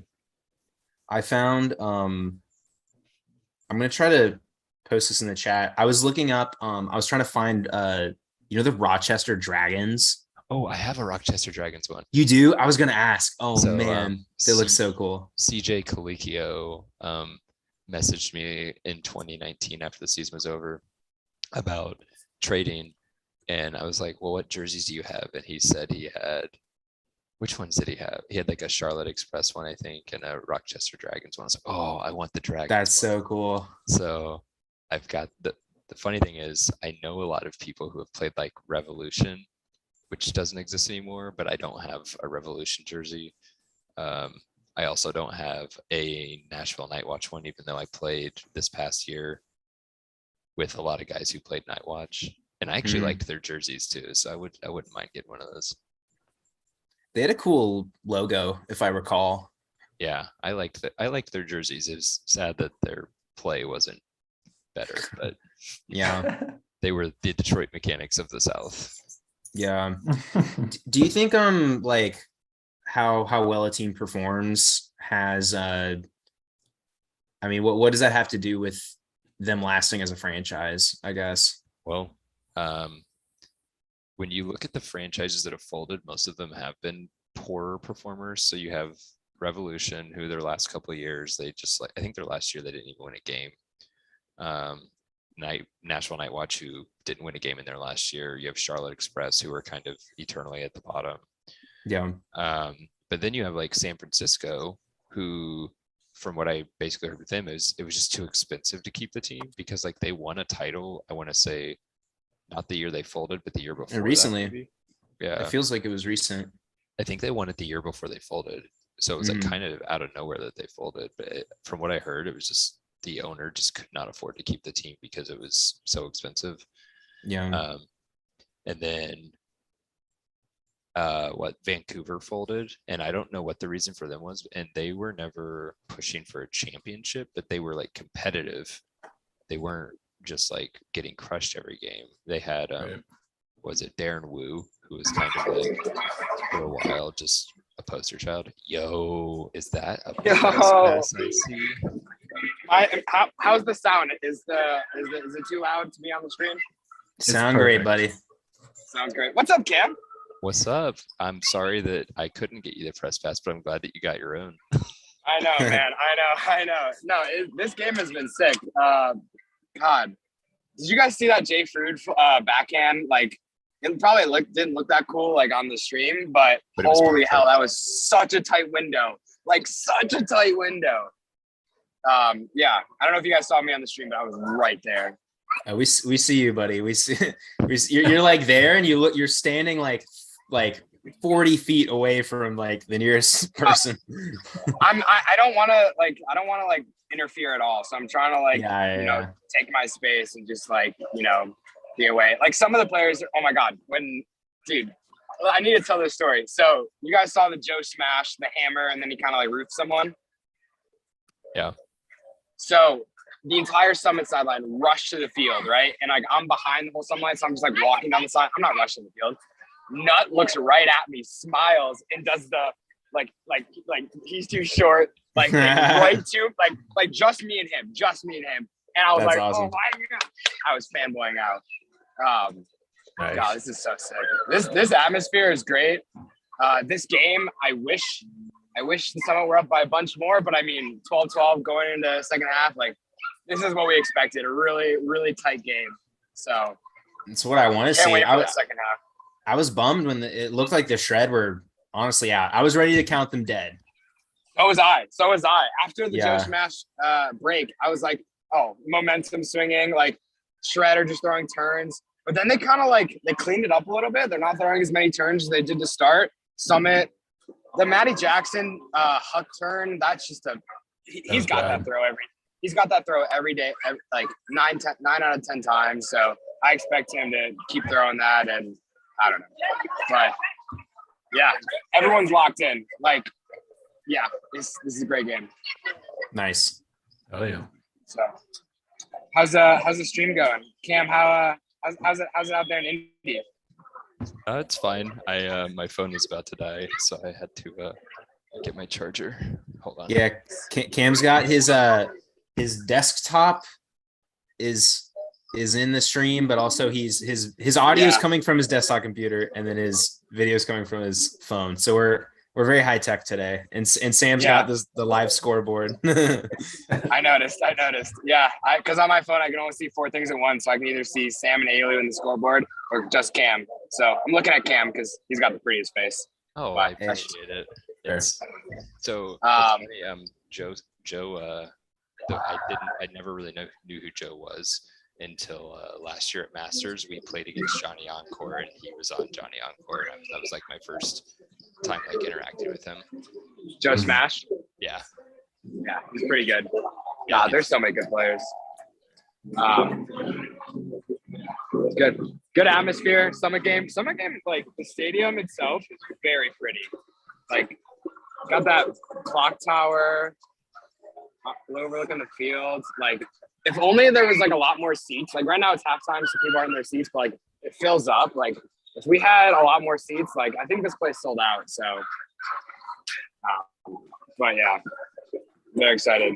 Cam, I'm excited to see you next Friday, just Friday. Oh, I haven't. Should I make the announcement here? Like, do it. Oh. Make it live. So I am going to be going to championship week and working for the AUDL as an analyst. So I will be working with Ian Toner in studio, and we will be breaking down strategy and adjustments and stuff like that. I think the current plan is like basically like pre-game and then halftime and in between games is when they'll kind of be shooting to me and Ian. So I'm really looking forward to it. That's awesome. Are you going to be on the field like the kind of like those ESPN, like the NBC, like football analysts, like on this big fake desk on the field? Or are you going to be like, are they going to like, you're going to be in like New York in a studio or something, and you're going to yeah, right. So they keep saying that we're going to be in studio now. What does in studio what mean? does that mean? Like, what could that possibly mean? I have no clue, but from my understanding, it's going to be probably a lot of like, at first I thought it was going to be like sideline reporting, like I was going to be Michelle Tafoya or something. But I think it sounds more like it keeps using the phrase in studio. So I think it's mostly going to be like pre-game, halftime, and post-game is probably when they're going to be kind of going to Ian and I. So I'll be there doing the games on Friday and on Saturday. So like I'm there all weekend.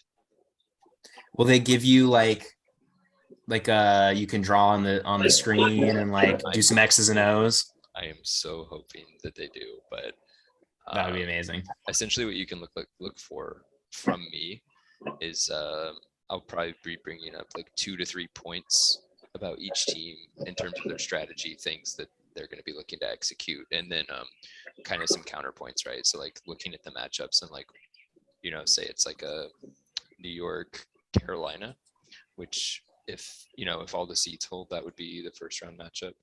Then what can New York do? Like what are they going to be successful doing? How are they going to win this game? How is Carolina going to win this game? What are the things that they need to watch out for that could lose them the game? Spoiler alert, if no matter who wins this game, the answer is going to be not turn the disc over 20 plus times. Right. Not a recipe for success. Yeah. Cam, really important question. Yeah. How's the effort of giving me some sort of press pass for Friday? So I'm going to be on a phone call with Ian Toner probably in the next couple of days. So I'll go through him first, and then he'll probably tell me to ask somebody else. But sounds great. I have contact for all the people who are going to be there, so I feel like I'm going to try to get done. Tim DeBile is probably the guy I got to talk to. So Sweet. Yeah, I mean, if you can get me in the booth with Lepler, like at the bare minimum. Hey, I'll do what I can. I can't promise that he's not going to file a restraining order if you show up in the booth. That's what I'm saying. That's what Yeah, I'm I was worried gonna say about. it might turn into a kissing booth situation. I don't know. Either way, I got a shirt for you, so that'll be coming your way. Yes, I think we're doing like the blazer and t-shirt look for the Okay. cast, so maybe I can put Oh, the if you need a ringer t-shirt. maybe I Beautiful. can throw the ringer shirt on for championship Saturday. Whoa, hold on. Not the ringer. We're not Sorry, associated. ringer. We don't want anyone thinking we're Well, parading so I was around. saying the ringer shirt, like the not being a part of the title. I'm Right, just saying right. Ringer. The ringer, the The shirt. ringer, the shirt. There you go. There you go. For legal reasons, Unless- we need to make that clear. Yeah, unless Bill distinction's Simmons is important. on this call. Hey Bill, if you're on this call or you're listening to the live stream, if you want to invite us to the ringer, I would love to join the ringer. That'll be the day. Yeah, Cam, I'm not sure if you're fully aware, but I mean, Sam can speak to this better, but that was part of the origins of why it's the ringer. Or no, sorry, why it's ringer. I did hear the origin story about how you were just like, "Hey, is this open?" And then it was, and you bought it Yeah. for like super cheap. Was like $10. Is that what you guys said? Yeah. Yeah, I still we'll see. pay $6 a year for it every June. So That's funny. Well, isn't it that you were a big fan of Bill Simmons, who like does the No, ringer, yeah. and you wanted Yeah. him to send you a cease and desist? Yes. So, So you like could meet him? originally we were just like, we're gonna write just like articles that could be on the ringer, but it's just us writing them so that we could feasibly be cease and desisted. But then nobody paid any attention to our website. So we just kind of had it and didn't use it. And then we started covering the AUDL at first as a joke to do Everest's Rookie of the Year campaign, but then we got into it. So it was just the perfect platform. Well, that's what happened. I wanted to write articles on the Aviators and kind of pose as like a media person. And so people who don't know me, like I made a Twitter so I could talk about my Aviators articles. And I would send Sam like the Google Doc, and I would say, hey Sam, can I be the official Ringer the Aviators reporter? And Sam was like, yeah, fuck it. And so I would send him my articles, and Sam would post them on the Ringer the website, and then I would tweet, here's my article, like, and then in the article I would put in all this Everest Shapiro Rookie of the Year propaganda. I would write about the game, and I would watch all the games, and I would give some analysis, and then I would say, and then stud Everest Shapiro, Rookie of the Year front runner Everest Shapiro looked really good this week or whatever. Yeah. This is my stream of the Empire game on FS2. It's women's soccer. I was gonna say that is women's soccer. That is not. That's tough. Yeah, so I guess I just can't watch it at all. That's sad. So I need to watch that if I'm going to, create some game points for. I think what happened is whatever's on FS1 is running late, so they just pushed that to FS2 until the original thing ends, and then they'll move it back to FS1. And then that's my boy Chucktown right there.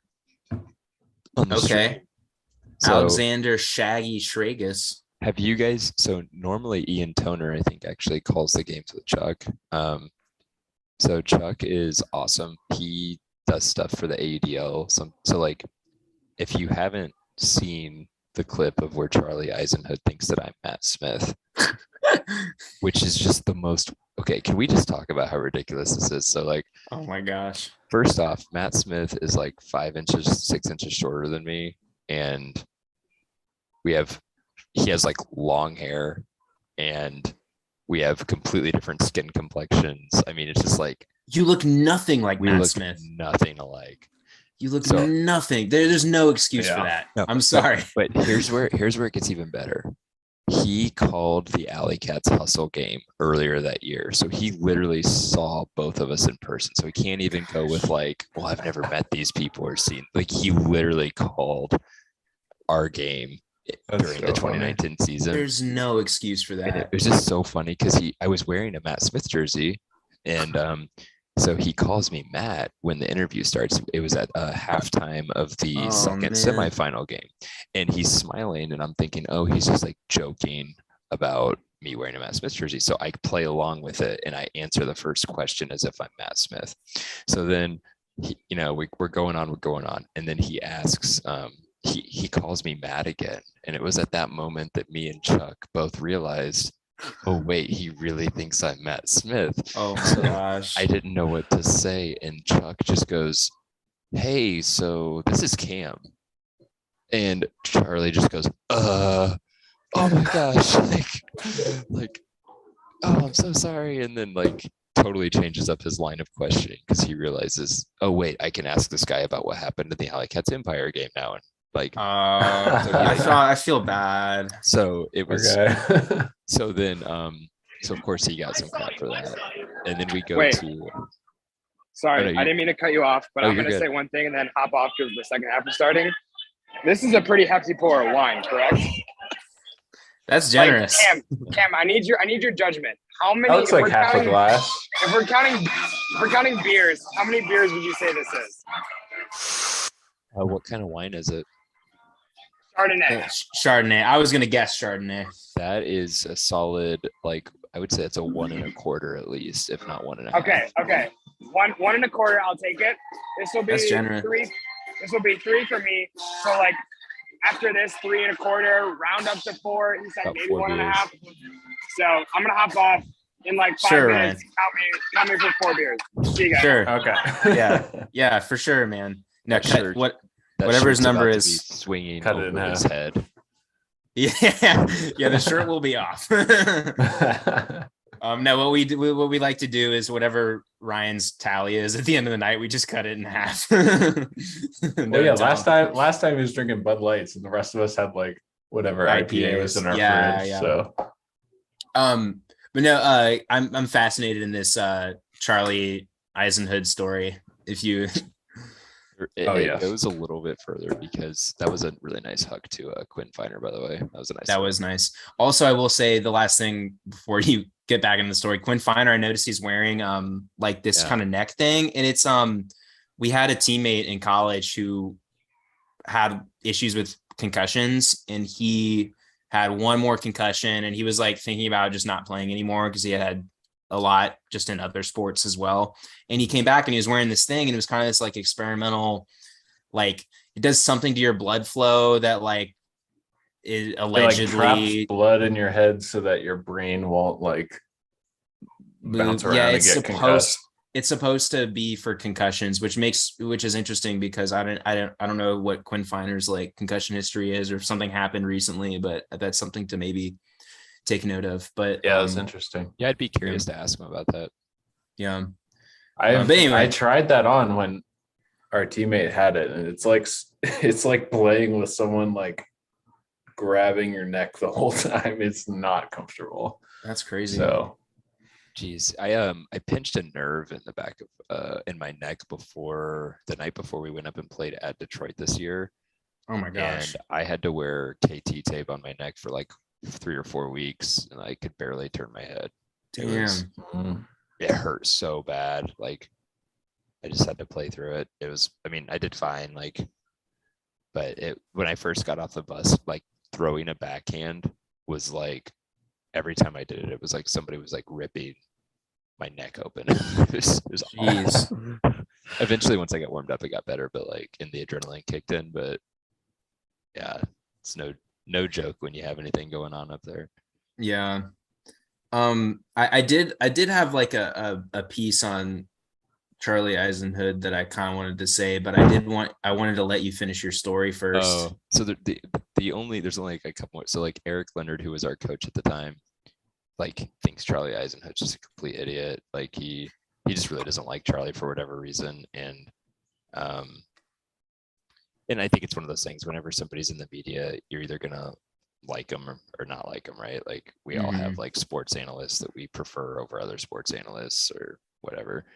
But he was just how is this guy covering the league? And he's got the all-time leading goal scorer right in front of him. He doesn't even know who he is. And just yeah, he had already thrown back a couple of beers at this point. So he was just kind of half drunkenly ranting about it. But right. A couple of weeks later, we had ESC, and Ultra World was there covering it. And Charlie walks over to our game against Voodoo, and he just kind of sneaks onto the sideline, and he looks at me and he goes, "What's up, Matt?"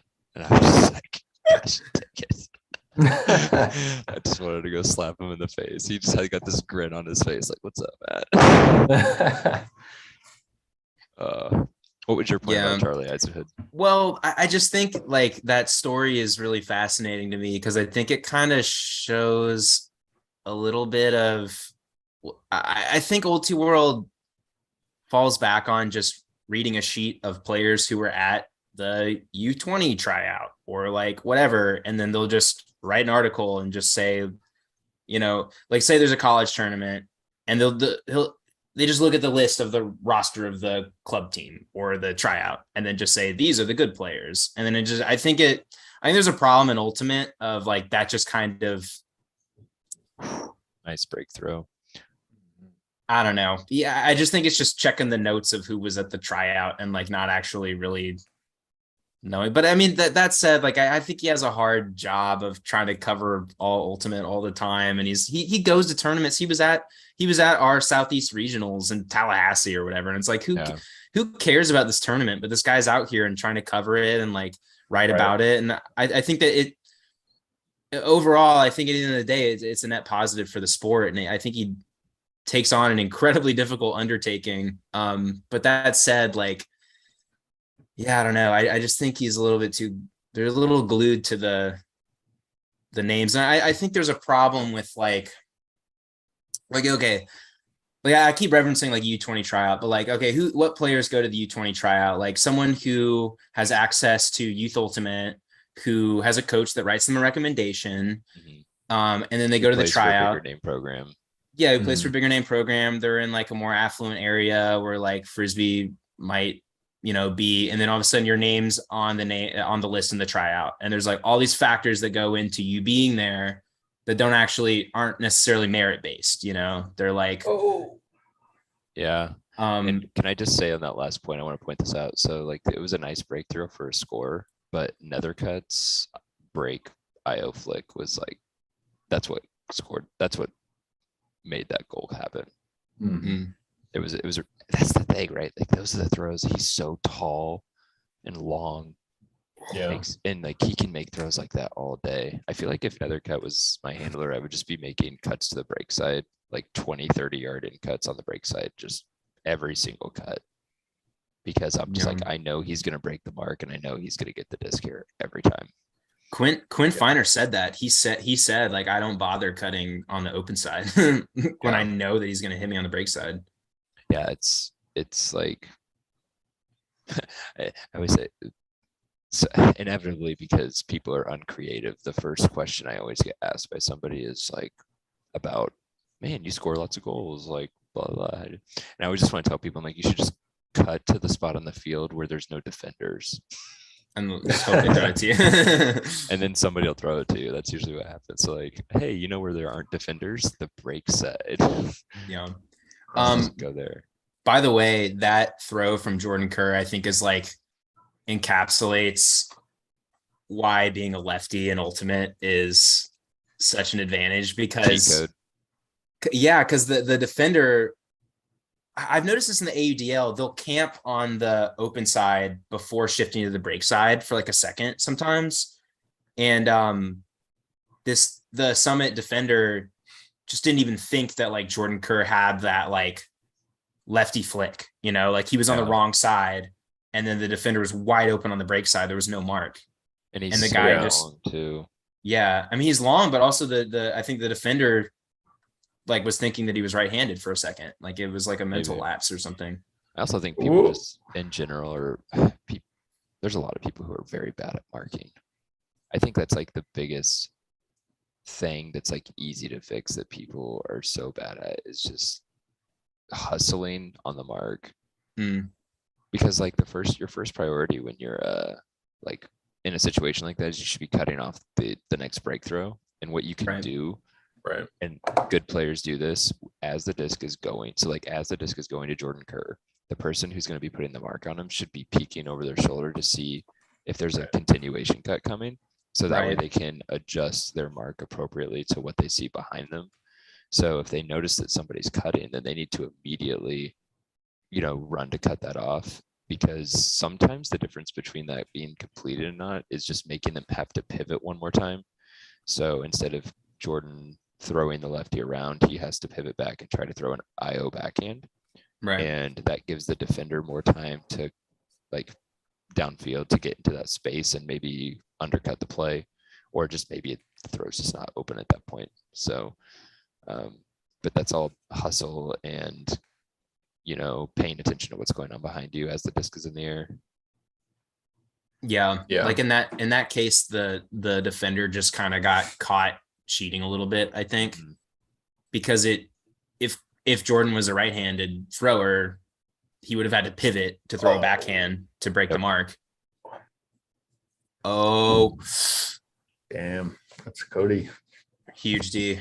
Just Say, Cody just boxing out. Your stream's just a little ahead of mine. Yeah, that Yeah. was. Should we pause? We Well, can pause. No, you're No, good. I'll I'll refresh. just react later. No, you don't have to react later. It's fine. Well, refresh and then see, because I felt like I was chronically ahead of people last week. So I'm totally fine pausing for like 5. Oh, Yeah, I'm on par with you guys now. I refreshed. I'm good. Aggie with the grab. Okay. Yeesh. I was gonna say, That was so super. we were toying with the idea of pouring through our film to see if we had any like college film of us playing as ADL players, and we were gonna like go on Twitter and be like we roasted you guys. But spoiler alert, we don't have more than like 1 or 2 clips against ADL players. But we had one, which was me and Andrew playing defense against NC State. So it was Michael Lee who's on the Flyers, and then I think it was 2 other players on NC State who were not on the Flyers. But anyway, Andrew, I want to say, forced the turn. I would give you credit for that. I don't think it was a block. Was it a hand block? I hand blocked somebody in that game, but the clip that you sent me, it just looked like a throwaway, and I was just there. Okay. I'll take credit. Yeah, it was like I did the thing that you said about peeking over to look for the next throw and stopping it, and then Andrew put on the mark, and then it was a throwaway. So that was going to go in our reel as me and Andrew forcing a turnover. What is this throw? It's to Joel Clutton, so it'll probably work out. It's to Joel. Yeah, there you go. That's a goal, baby. Oh, Seth just got put on his ass. Ooh, and Joel showed it to him. Is that was Joel playing every point in this game, or is he? It feels like it. Like I'm sure he's taking a rest, but I feel like every time I look up, he's on the field. He's all over the place. Man. Okay, I need to pay way more attention to this game. Oh, another. So I'm like, this is a 50, keep in mind when we say 50-50, I think people know this, but we really just mean like you're throwing to one-on-one and it's like a floaty disc. Like it's not hitting somebody in stride. But like when you're throwing a 50-50 to Joel Clutton and his defender's like 3 or 4 inches shorter than him and he's in position, it's more like a 95-5. So, yeah. Right. Well, and okay, I got to call out James Pollard because he came on this pod and talked about how we were going to get blown out by 5 against Minnesota, and then they're the ones who actually lost by 5. I love that. And I told him, I tell everyone who comes on, Cam Brock is listening and he's taking notes of what you're saying. I love James. Yeah, wait, I want your thoughts on Ben Yachts. Did you hear what he had to say about? I listened to the whole thing. So which part? He said something about like your division playing into your goal numbers and like. Oh, I mean, that's true, but like I think you could say the same thing about the East. I mean, Montreal and Ottawa are both not very good, right? Mm-hmm. Like we had Detroit, who's obviously always not very good, but we also have, I would say Pittsburgh is better than Ottawa or Montreal are. And so like our second worst team is better than, I would say, their second worst team. I mean, even if you want to argue that it's a wash, but I don't think you could make a solid argument that like Montreal or Ottawa is definitively better than Pittsburgh. So like, sure, Detroit's worse than both of those teams, and I would say Pittsburgh's better than both of those teams. So I think it kind of evens out. I think it also depends though, like that's true to some extent, but like when Detroit brings their actual top roster, they lose every time, but they're not necessarily always losing by a ton. except for when they play us indoors. Like when they play us indoors, we just kick the crap out of them. But when they bring their top roster to, like, they're losing games, but it's not like they're losing every one of those games by 15 goals. Like and the thing that they always struggle with is just really windy games. Like you saw that Minnesota game, that last one, it was really windy and they just got destroyed because did you see that? The really bad turn by Salt Lake followed by What? through the hands. What was that? Yikes. That honestly could have been like, you don't want to say it this early in the game that it would have been like the point to have them win the game, but being up 3 this late in the third is pretty nice. Ooh, if Salt Lake comes back to win this game, I didn't see who dropped it. I mean, I thought it was more of a throwaway. Well, I don't know. It went through both hands. That's a drop. Yeah, I think that was number 4, right? Or wait, what was that? A stall? Timeout. what? Oh, it was a timeout. Okay. Interesting. Whoever that was that dropped that is going to look back on that if Salt Lake comes back and wins this, and they're going to like lose sleep for Oh my gosh. a couple of weeks, because that would have been a huge point right there. Yeah. Jeez. I'm the type of player that I can make a mistake in a game where we end up winning and it still keeps me up at night. So if it's in a game where I feel like where we lost and I feel like that could have been the difference, then I like won't sleep all week. And like I'll get like 3 hours of sleep every week, every night. It's really bad. Dude, I mean, I was saying to Sam before you came on, because we were talking about Joe sent us a video of Johnny Malks spiking the disc. I don't know if you're familiar with Johnny Malks, but I know that he's really good and plays for DC, but I mean, yes, outside of he's a very laid back dude. He actually has a podcast with Rowan McDonald. Oh, I bet that's really good. It is really good, actually. I would definitely recommend it. But I think you immediately get an idea of what kind of guy he is, and he's a really even keel kind of guy. I don't want to say like happy go lucky, but he seems very calm. Like his pulse is like really low all the time. And Joe sent us this video of him spiking the disc in the Empire game tonight, and he warped the like fuck out of the disc. And I was just like, man, like I thought Johnny was like, you know, this type of way, but I just feel like to be in the league and to just be successful, you have to have this insane kind of competitiveness in you, and you have to, like, you know, making a mistake keeps you up at night, or just whatever it is. I feel like a lot of these players just when you're at that level, you just got to be just an insane competitor. Yeah, I think especially if you want to be I will say, like, teams that like when you look at players who like turn the disc over a lot and just like continuously do it over and over again, I'm like, that person doesn't stay up at night thinking about those turns. Like I kind of like lose respect for them, because I'm like, how can you keep doing this over and over again, seeing how poor, you know, how much it negatively affects your team? Like clearly it doesn't bother you, at least not enough. Whereas like I will make a cut that cuts somebody off in the stack, and I'll be thinking about it like after the game, like why did I make that cut? Like why did I cut my teammate out? Like we could even score the point, but the fact that I made a cut at the wrong time and like ruined the flow of the offense for a second, like I'll be thinking about that. Clutton's doing it all, baby, throwing scoovers, boxing people That was out. crazy. Seth was so close. I feel like Seth Ferris is like right there on a lot of these plays, and he's on his ass at the end of every point, and it just, there's not a lot of glory, I guess, in like just hustling for everything on D, because sometimes you just wind up looking bad. But it's better than like going for it. I think is better than just pulling up because you don't think you're going to get there. But can we appreciate that Joe Merrill has 13 completions and 4 throwing yards, please? He's averaging a whopping like 0.3 yards per completion. It's the anti Gooch Johannes. Yeah, dude. Silly stats like that crack me up. Like, yeah, Gooch Johannes just like all the completions in the world and like 5 throwing yards. Yeah. Speaking of, I mean, I have like the Breeze Empire replay side by side, and this game is also insane.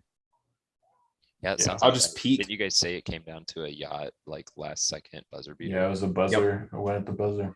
Man, Yep. it's crazy. It's like New York's obviously. Oh shoot, Merrill just read. Who got that D? Whoever it was read that play coming from. Number Is 10, that Barton? Ben Green. Big Green. Okay, I couldn't tell. And then the next box out too. Oh, that was kind of a weird spike. You know what? I really like what Nethercut just did there. So like the guy was super aggressively spiking it, right? Like and just Mhm. and Nethercut almost immediately. I don't. You know just if take this the is- steam away from it. Yeah, you do. Like and I don't know. You if make he- them feel embarrassed I about don't know if like he's doing being it on aggressive. purpose, but I love it. Yeah, I Because know it's- exactly what you mean. So like Some I mind started, games. I used to spike it every time I scored, like literally, like it not necessarily like everyone was like a big Gronk spike, but like I would spike the disc every time I scored. So like I would say my first like 300 something goals, I probably spiked every single time. And then over the last like 4 seasons, I've maybe spiked it a handful of times, maybe just like Mhm. in big moments or something, but I literally catch it, and every time I catch it, I just like I act like it literally doesn't matter. I'm just like, nope, just another goal, just throwing it back to the center line, no big deal.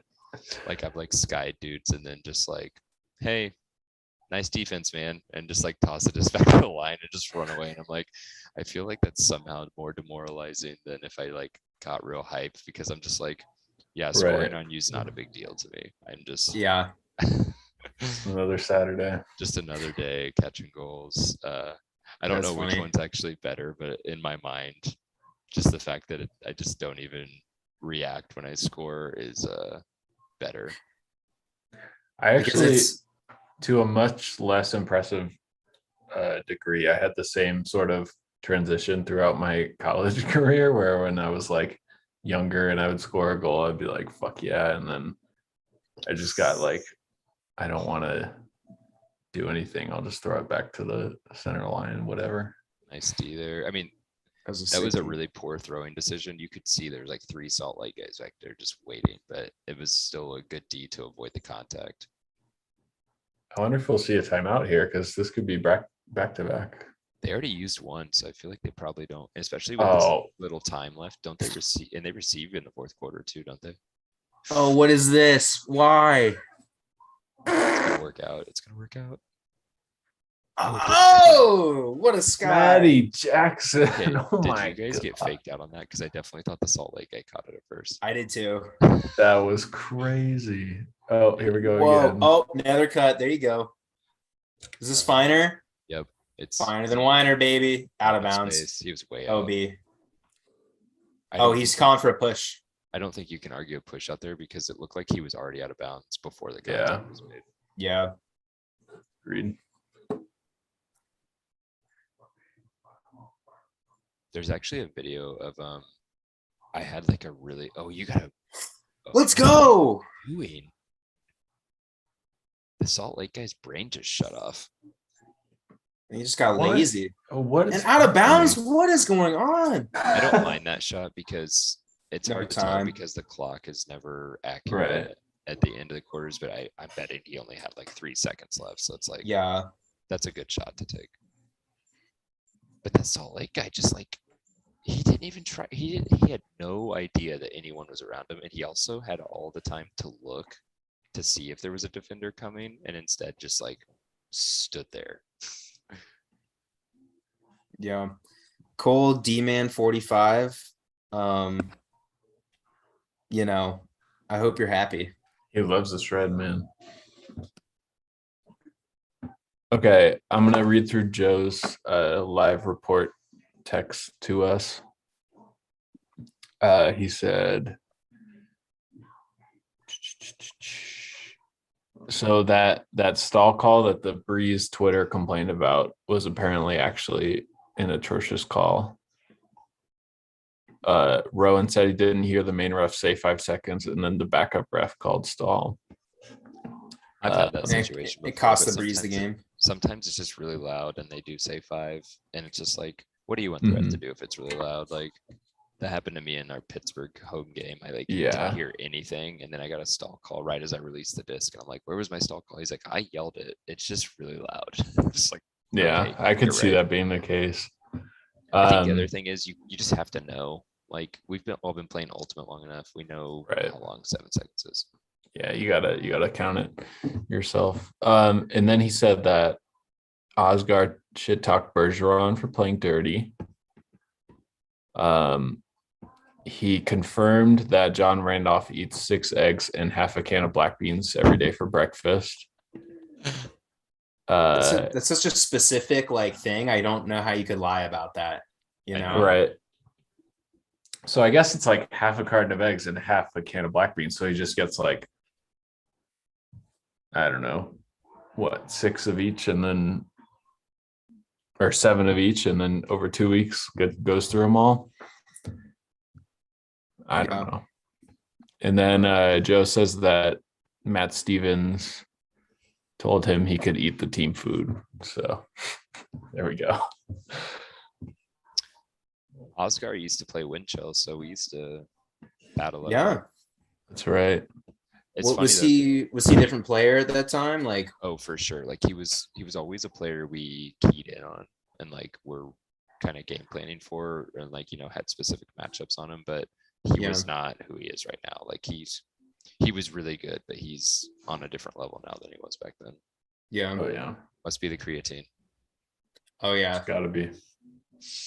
You know what's funny is the way that Sam, you pointed out the way that he talks is a lot like Chance, and I agree. The way that the way that he cuts and like runs and like he looks kind of like Chance too. Yeah. And chances are he's on Bravo. He was our captain when we were freshmen and sophomores.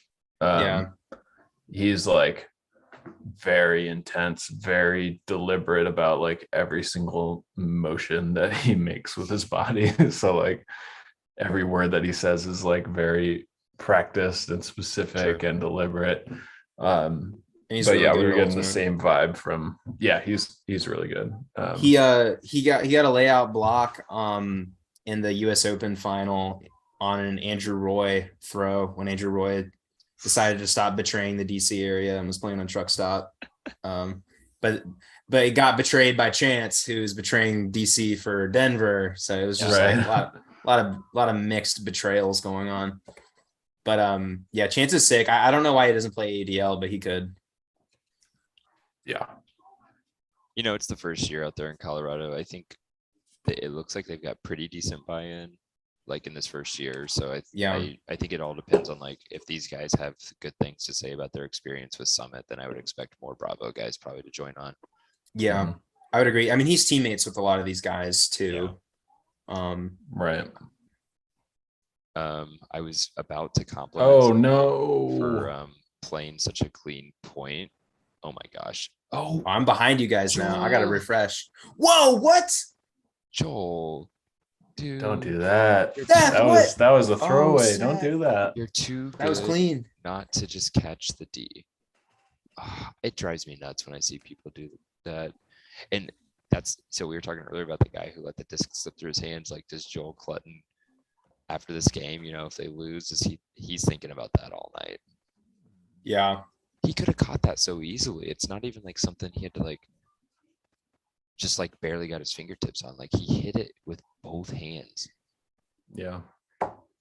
At that point, just like drop it. Yeah, just catch it or catch, drop it, whatever you want to do.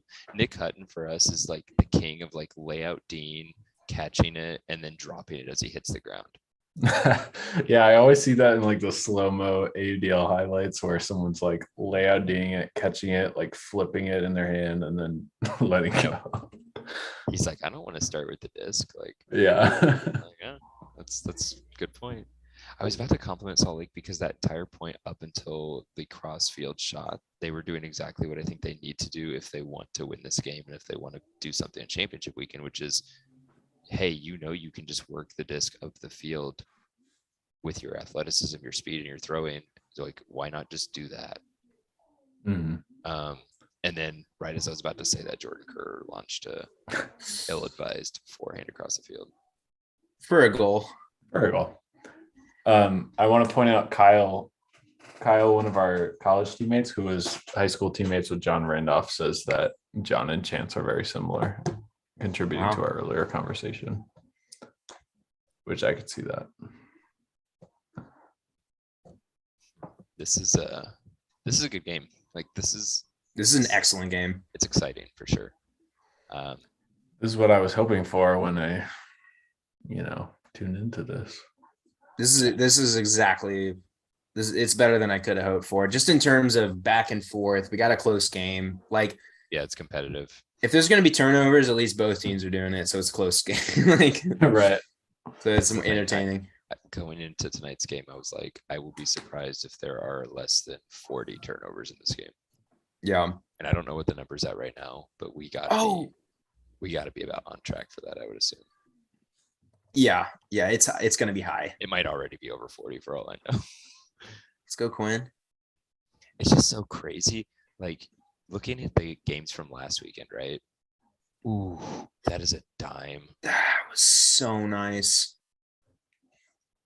Looking at the games from last week, you had the West game, which was a slop fest and turnovers galore. I think it was a 43 total turnovers or 53.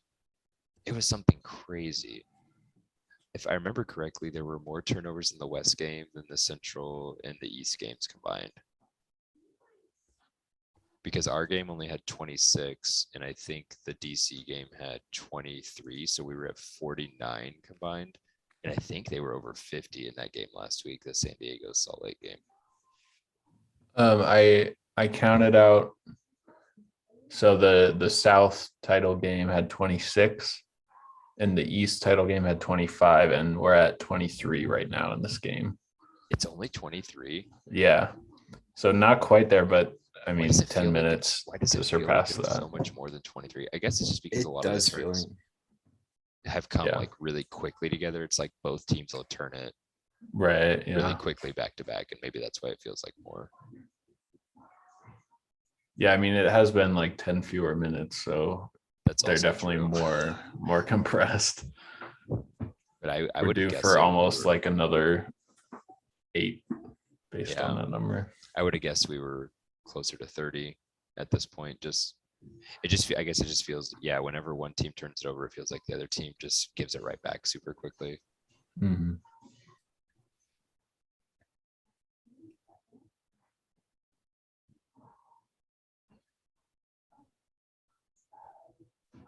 So I noticed Colorado throwing a zone in that like kind of short field situation earlier, and they're not doing it anymore. And I wonder, I guess they're just throwing a different look.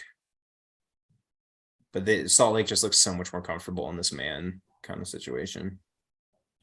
As long as Salt Lake is willing to like play offense and Why? not just do that. Why? Every time I'm about to say something about how they're just like being chilly, it's like I'm about to cast or curse them every time. Yeah. It's just like, why are you that is such a hard catch. I don't care if Joel is 3 or 4 inches taller than this guy. If he can't get both hands on that disc, it's just going to be such a hard catch. Yeah, I think it's a big ask of Joel to like go up and get all of these all the time. Like he can only bail you out so many times. Look at him. He looks gassed. Yeah, He's their been hitting the back is- ground a lot too. Yeah, they're just wearing him down. Oh, I meant to say something about this a while, like literally an hour ago. I pulled up that picture you put in the chat, like of the Alley Cats back in 2012. Yeah, those unis are sick. Oh man, those uniforms were so huge, and they're so busy. You can't like barely see the number on them. They're sick in like a throwback kind of way though. Like maybe at the Yeah. time, but I think they aged well. Mine, I think I traded my green one away. I can't remember. I have one of them still. I can't remember if it's the white or the green.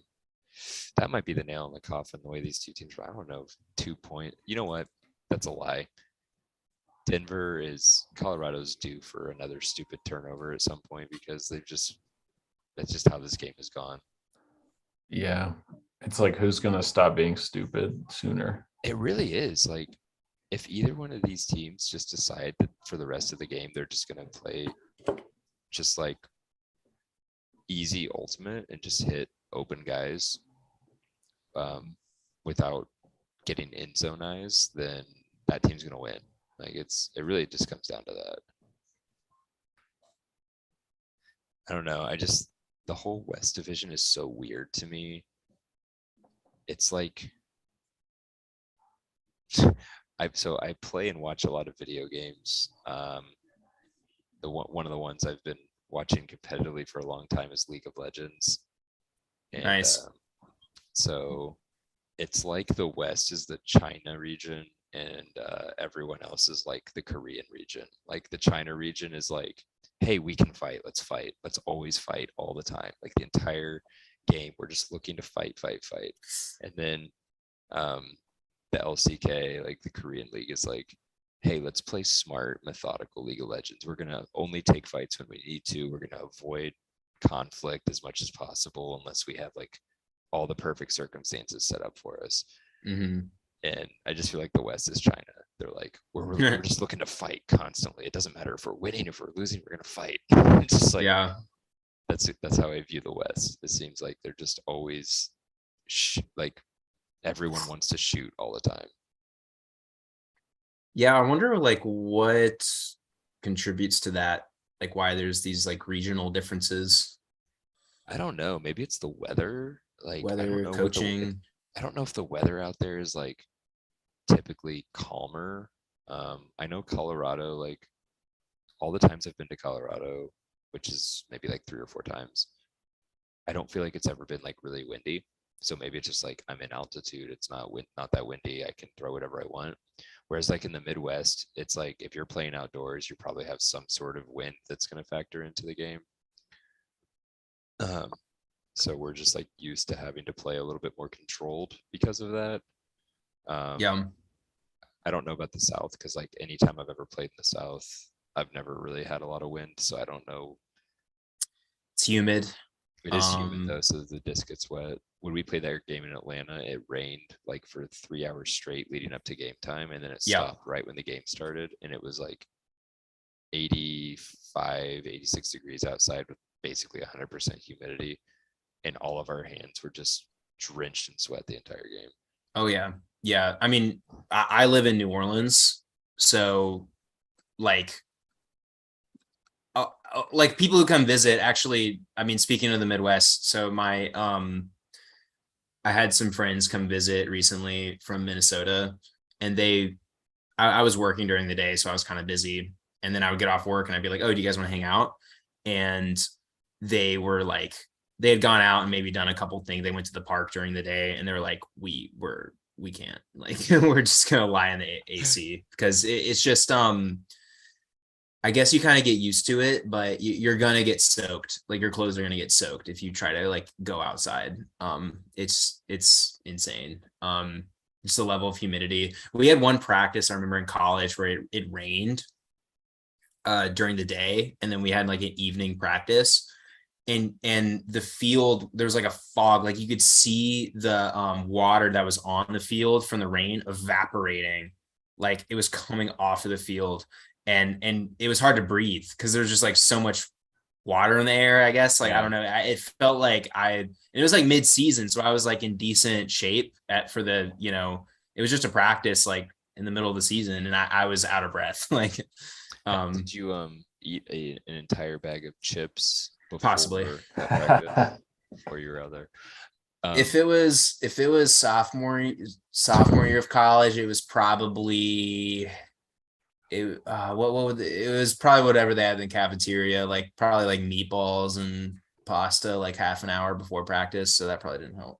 But so that break that's probably the game. Yeah, that's Yeah. gotta be it. You're 6 minutes left, down 3, and especially the way that they've been just turning the disc over. I don't know. it's like one of those things now where you kind of want to try to score quick, but you don't want to turn it over like they just did there, right? That's what's gonna happen. That was just a Even- misread there. Cole Demand 45 is calling it. He said, GG's, no way Shred comes back. Yeah.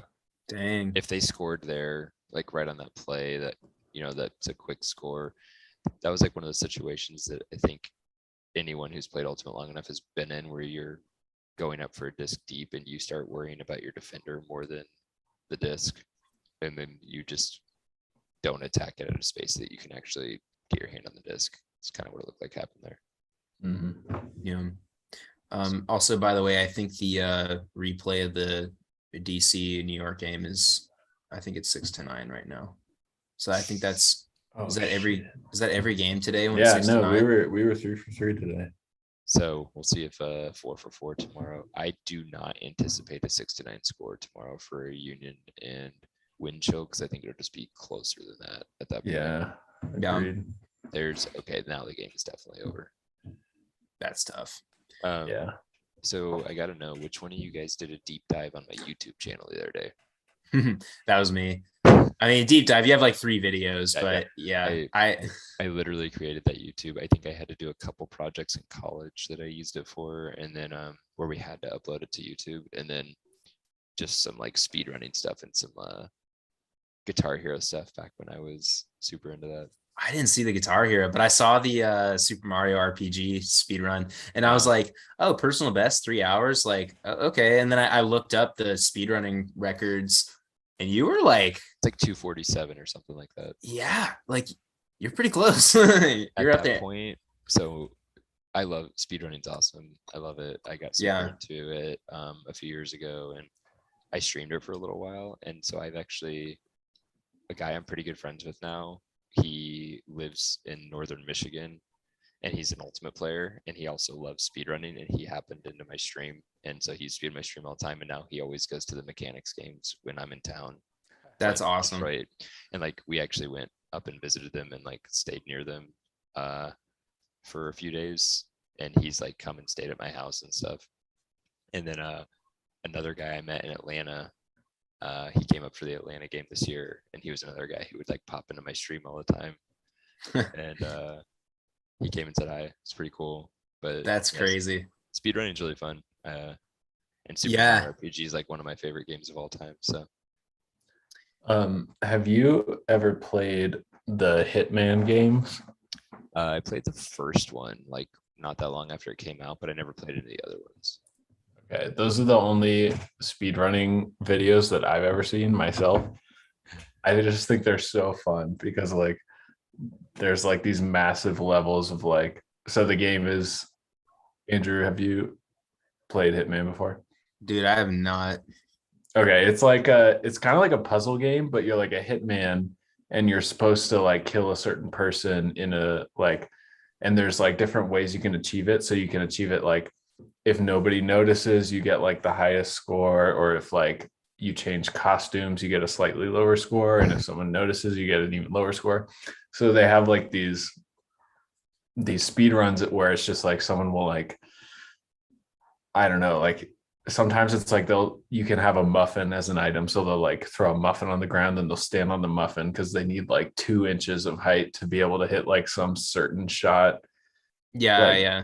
Speedrunners are insane, but no, it's that's the only speedrunning I've ever seen is that game. So If you want to watch, I mean, it's always, I think the speedrunning and watching it's always cooler if you obviously have experience playing the game, because you can kind of appreciate the things they're doing a little bit more.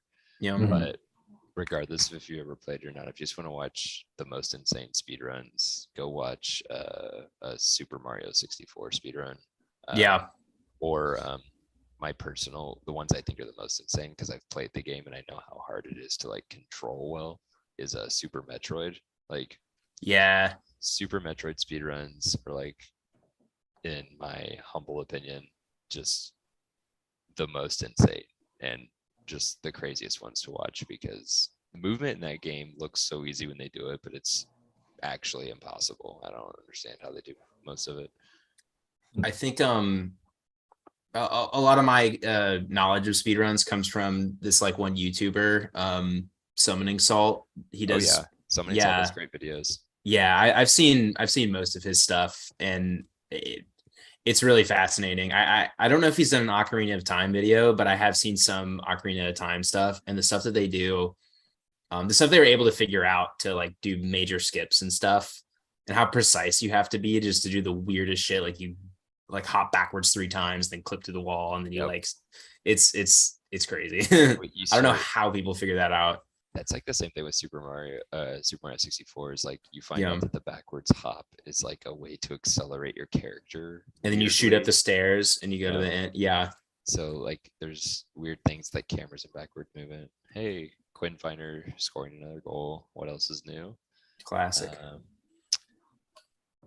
Man, to think this game was tied entering this quarter, Yeah. and Salt Lake was receiving. Geez. You know, when I was when the original Salt Lake team existed, they actually tried to recruit me to come play for them, the Salt Lake Lions. Yeah. I like Shred a lot better. Yeah, for sure. And that team lasted one season, then folded. Oof. I didn't even know they had a season before that. Did they there was a period of time where the AUDL overlapped with what was that other pro league? Oh, the MLU. The Yeah. MLU. What It's a nice throw there. that was Mhm. nice. Probably That's a what they little need to do. They need to score in like 15 seconds or less if they want to have any chance of winning this game. I think it's too little too late, but we'll see. But yeah, what happened to the MLU? Like I think it was tough. So It's hard to have two pro leagues going on at the same time and have both So be the- successful. the Philly team that won the AUDL title in the first season broke off and started the MLU. So their owner is the one who started the MLU. His name's Jeff Snyder. And there was a few problems with it. Number one, the AUDL was already established as a league first. So, and it was the league that had Brody Smith, which was a big draw because at the time, I mean, he was like king of YouTube and people knew who he was. So name recognition was in the favor of the AUDL. People already knew the teams, which is in good for the AUDL. And then the MLU, if I remember correctly, it was just East Coast and West Coast, and there was nobody in between. So whereas the AUDL in the third season was East, and Central, and had some more unique teams, like Toronto entered the league in the second year. So of course everyone knew who GOAT was, and Mark Lloyd and all those guys. And with the return of the teams from the previous year, I think it just helped that way. And since the MLU was the second one, the MLU also had problems because they didn't use an Ultrastar disc. They used an Innova Pulsar disc, and they literally had their own players complaining about using that disc and how they didn't like it. So I don't think that helped either. Yeah, I remember that. So in the AUDL, did they use a Discraft? They use a Discraft Ultrastar. Because 175 gram. That's literally what we all play with. So like, why would Yeah. you? I think MLU was just trying to like make money, probably like, hey, we're going to use this different disc, and maybe they got like some kickback from that, but it wasn't worth it to have your players just like complaining, especially because like you had to get buy-in from people back then a lot more than you do now. Like I think nowadays most people are excited and want to play in the ADO, whereas back then people were skeptical about Pro Ultimate because you have all your purists out there. They're like, oh, we can't have refs, and we can't play on this huge field and 7-second stall, and just like all these things that people would complain about. And I think that's largely gone. Like I 100% agree with what Pavel said when he came on your pod. It was like, yeah, like people are going to be like AGL is going to be king before too long, and people are going to stop caring about club as much. My girlfriend's here. Emily, this is Cam Brock, the Emily. all-time. Oh, I know who Cam Brock is. Yeah, I guess I've talked about Cam Brock a lot. Friend. My other girlfriend, she says. Oh, it's nice to meet you. Yeah, well, she's going to eat gumbo now. But Oh, jealous. yeah, I remember when I was in high school, they like when people would talk about Ultimate, it was like, oh well, Club is the premier, and then people would like be a little snooty about Pro Ultimate, but it's like, yeah, I don't know. And then again, when like my high school actually like adopted Ultimate as a varsity sport, Oh, but nice. the county kind of didn't really know anything about it, and they ordered a ton of Pulsar discs for like all the games, and like everyone, because like just whoever was in charge of it just Googled Ultimate Sure. Frisbee, and like that was maybe the first Google result or whatever. So, Mistakes were made. yeah, but I think it's really cool how far it's come in the past, like, I don't know, 5 years even. Yeah. I mean, you would not get. I think it really helped that also Bo Kittredge, I think, played MLU first, and then the second year of the MLU, he jumped over to AUDL. So that was huge too, because like Yeah. he was at the time probably considered the best player in all of Ultimate, and you had him jumping from the MLU to the AUDL. Right. So I think that was really big for the league. I think that kind of established the AUDL as the place to go. Because I think the MLU was only around for 2 years, but it's been a while now, so I could be wrong about that. Although one of my favorite statistics is the Philly Spinners, who are the team who broke off from the AUDL to go to the MLU, only played that one season in the AUDL, and they have more franchise wins in the AUDL than the Detroit Mechanics. Oh man. I feel like every time I hop on a Zoom, we had someone shits on the mechanic. What? As You just have to. yeah, it's hard not to. It's I would tough. do it less if I could take them seriously, but like they literally don't.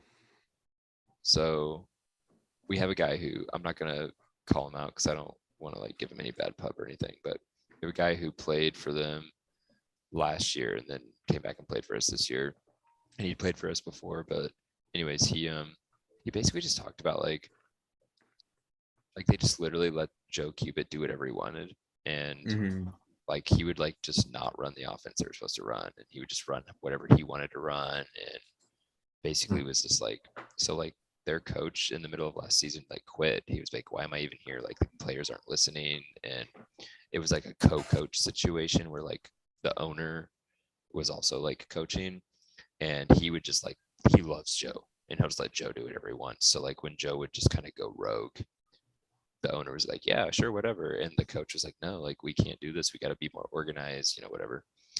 And so then the coach just like quit in the middle of the season, like right before, I think he quit right before a game. He was just like, I can't do this anymore. And he just was done. And that is such a huge throw. Did he catch that? Let's go, Seth. Let's go. That's the friend of the pod, baby. That's a friend of the pod right there, and a fellow Tennessee boy. He doesn't catch that if he's not a friend of the pod. Oh yeah, it gives you strength. Anyways, it's just like when I hear stuff like that, it's just like you're not even treating this like with any sort of respect to like what the league is, when you're just like letting players do whatever they want. And it's clearly, it's not like you're letting a player do whatever he wants and it's like working, right? Yeah. It's like you're letting him do whatever he wants and you guys are losing every game. Yo, What's up, Sasha? Sasha, welcome. Sasha Vogel, welcome to the pod, or to the stream. how's it going, guys? It's Good. going. How are you? I'm okay. Playing some Watch- frisbee today? I played some frisbee today. Watched some frisbee. Yeah. Right on. Where'd you Sounds play like a at? good day. It was a pretty good day, except for Shred losing. Yeah. I was gonna say it's Obviously. not over yet, but now RIP. it's literally over. Man, It you got was- outscored by 5 in the last quarter. That is brutal. Yeah, That's tough. it's tough. Now what I you want don't- to see? Jeez. I've played a lot of games. I don't know if, I think maybe 3 total quarters in my career we've lost by 5, and it's the worst feeling in the world because you have to do a lot wrong to lose a quarter by 5. Yeah, I think my take is they were just trying to rely on Joel Clutton too much. 100%. Oh, yeah. We were saying the same thing. Yeah. Okay.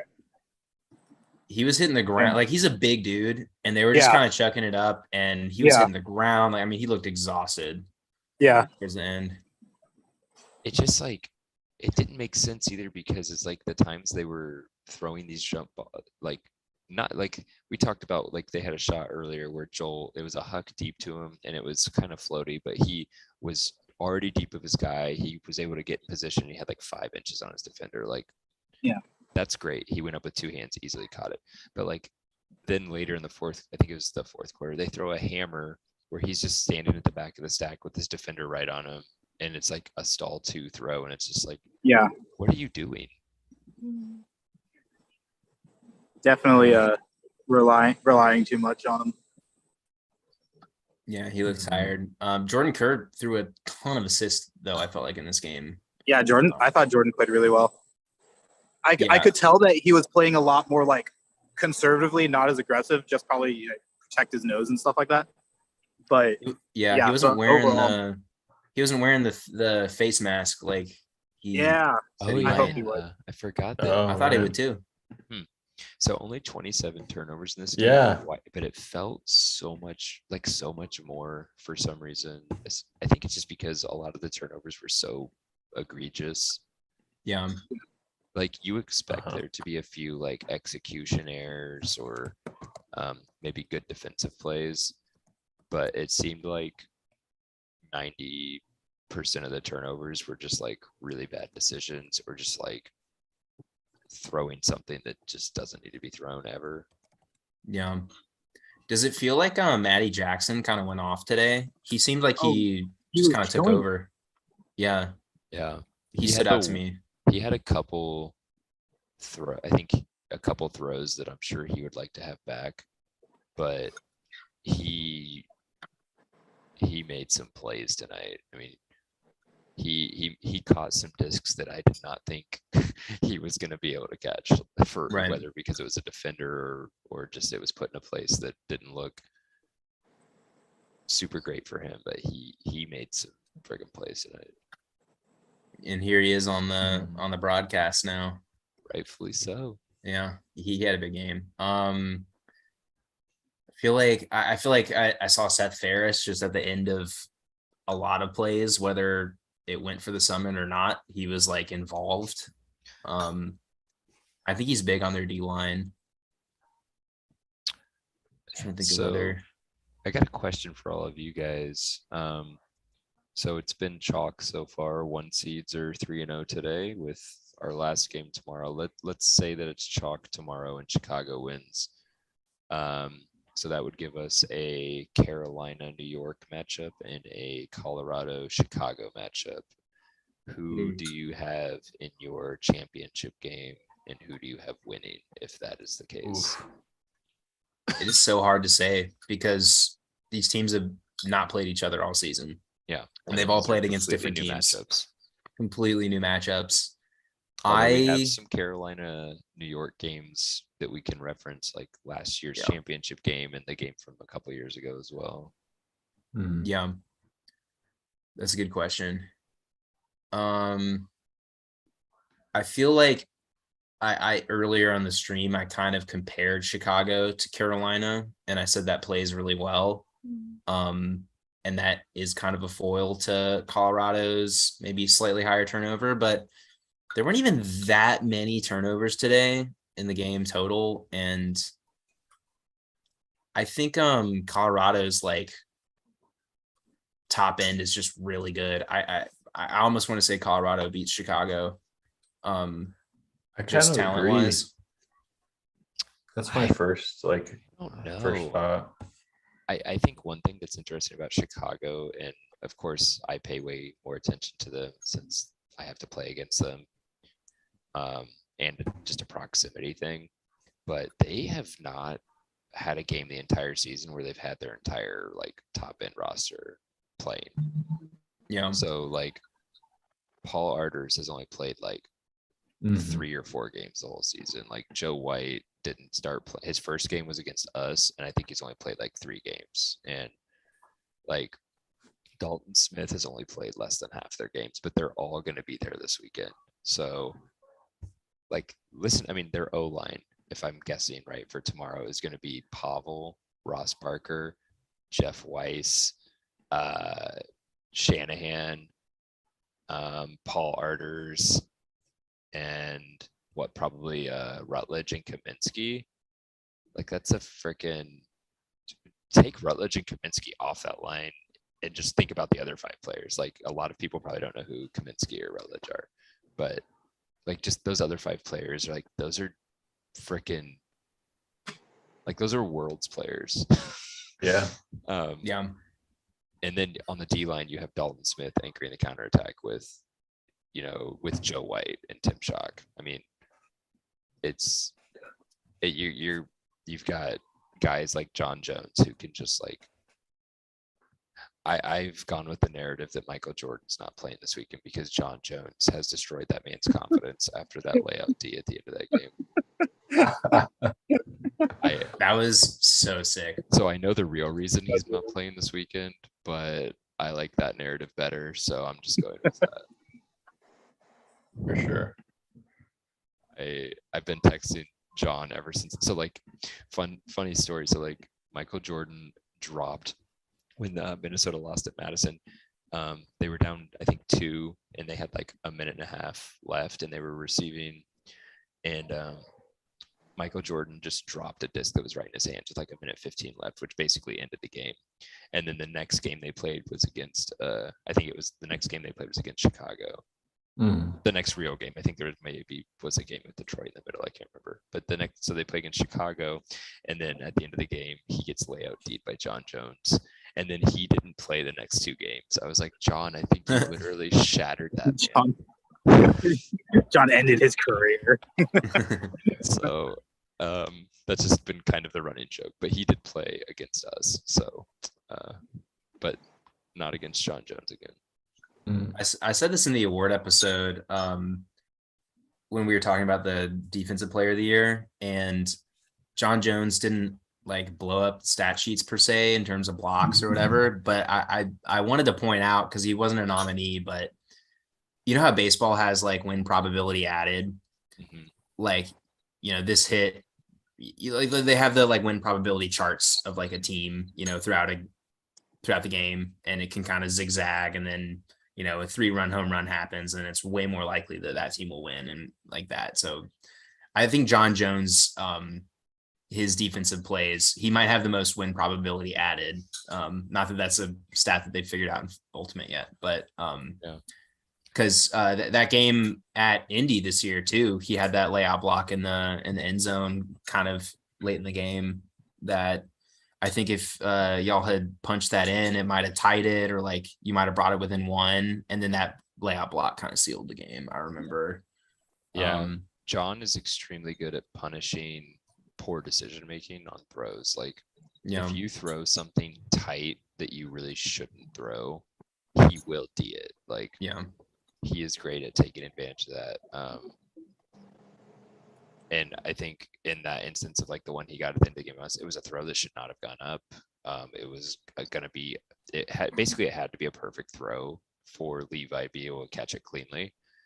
And it wasn't a perfect throw. And John is going to punish you for that every time. If you are in that situation. He actually got another layout D when we went up to Chicago, and it was kind of a similar thing. It was like kind of a lazy throw. It was like the initiation cut. And it was almost like, I don't remember who threw it, but it was almost like they just expected Levi to be open because it was like a quick initiation, and John just like closed the gap and just denied it. And it was just like, that's what he does. Like, he takes advantage of when you lose your focus for a little bit or don't execute a throw that needs to be perfectly thrown. If you don't execute it that way, he will punish you. And, you know, I got to see it in practice a lot. I got to see it firsthand in games a lot. He's a great player. I really miss having him as a teammate because he's also just a great guy. I didn't realize he was on the Cats. Oh yeah, he played Cats. He's been playing Cats, so he played from. Yeah, he lives in Indy.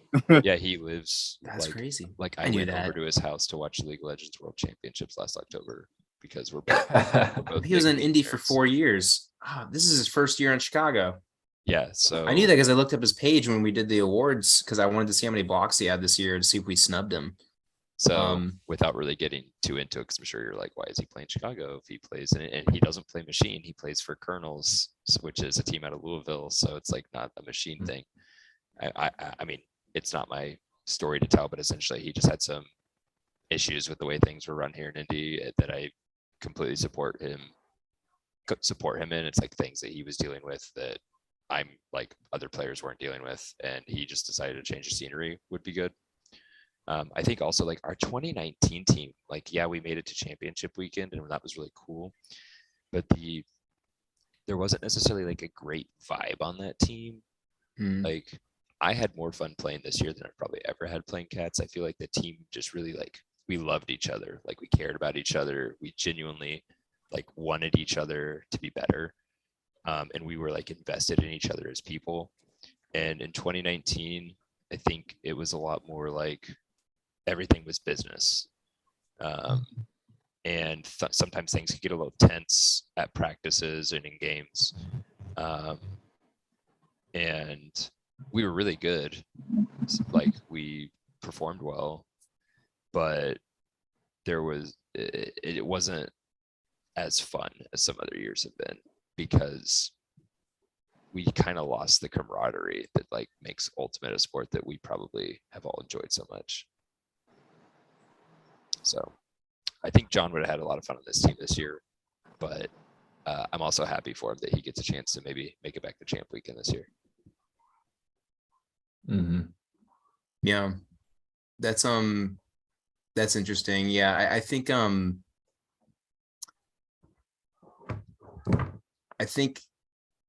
it's not something that's easily quantifiable, but you know how much people are have your back versus you know we're rigid and businesslike and we expect to win, and like it's hard to be on a team like that. I mean, whatever sport it may be, but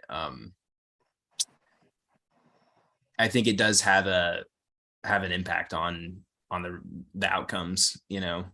Are you playing? And I can't speak to like what the team was like in 2019, but I know as a player, if I'm playing loose and I'm on a team that's a little more supportive, I'm not even thinking about if I'm going to mess up, and I can just play looser and just kind of go and be myself a little bit more, and then the results kind of come. But if I'm worried about messing something up, or then it just kind of snowballs from there. But yeah, it's definitely a different feel. Like yeah, so this might sound weird, but I never really got a lot of compliments from teammates in the past.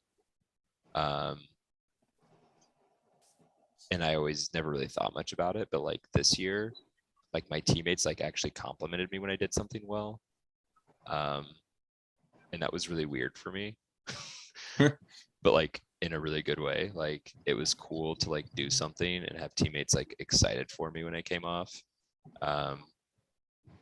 And like rooting for me, like people like genuinely like want me to do well, and like I can tell because they're actually like sharing that with me. And I feel like that's something I haven't really had on Cats since like maybe the first year or two when I was kind of a nobody. But it's like once I became established, people just kind of, I don't know, stopped complimenting me on things. And like even on one hand, I get it's because people expected me to do, I guess, good things, but like it's still nice to know that your teammates like genuinely are invested in you, and like are cheering you on and like want you to do well. So like I think that's one of the reasons it made this year so much fun, is like I really felt like my teammates cared about me, and I was really trying to let them know I cared about them too. So yeah, I think it's interesting that you say that, because people probably just didn't even really think to to compliment you. You know, maybe they didn't think you needed to hear it or something. Like you're the guy who goes out and scores a ton of goals. Like you don't need, you know, someone to compliment you. I remember one time at a practice, I was like, I should tell Chance he made a nice throw or something like that. You know, we talked about Chance. He's on Bravo now, but yeah, I was like, it was like one time at practice, I was like, Chance, that was a sick throw. And I was like, you know what? I don't know if anyone ever tells him that he plays well. You know what I mean? Yeah. I was like, damn, I mean, maybe I wonder if he looks back and he's like, man, I wish people said that more. Yeah. Everyone expected him to make the nice throw, you know, like it was Yeah. It's like, yeah, it's nice that people expect you to do good things, but it's also nice to hear that you actually did the thing they expect you to do. yeah, like yeah, some acknowledgement. It goes a long way, I guess. Yeah. Yo, Sasha, where are you at, bro? It's like in a hotel or something, right? Yeah, he's at a tournament. Yeah, what tournament are you at? Yeah, I'm in a hotel in Athens, Georgia, at Okay. a tournament called Trestlemania. Nice. So yeah, there's a bunch of, and you know, college here like just started this week, and so there's like a bunch of people out everywhere. That's awesome. Right. We're hosting ESC here in Indy this weekend, so there's all kinds of people in town. I did see, speaking of Colonels, my boys on Colonels, we have a lot of Alley Cats players who play for Colonels and a lot that play for Tanazi, and they were actually in the same pool, and Colonels was the 13 seed out of 16 teams, and they went 3-0 in their pool today. Nice. Ooh.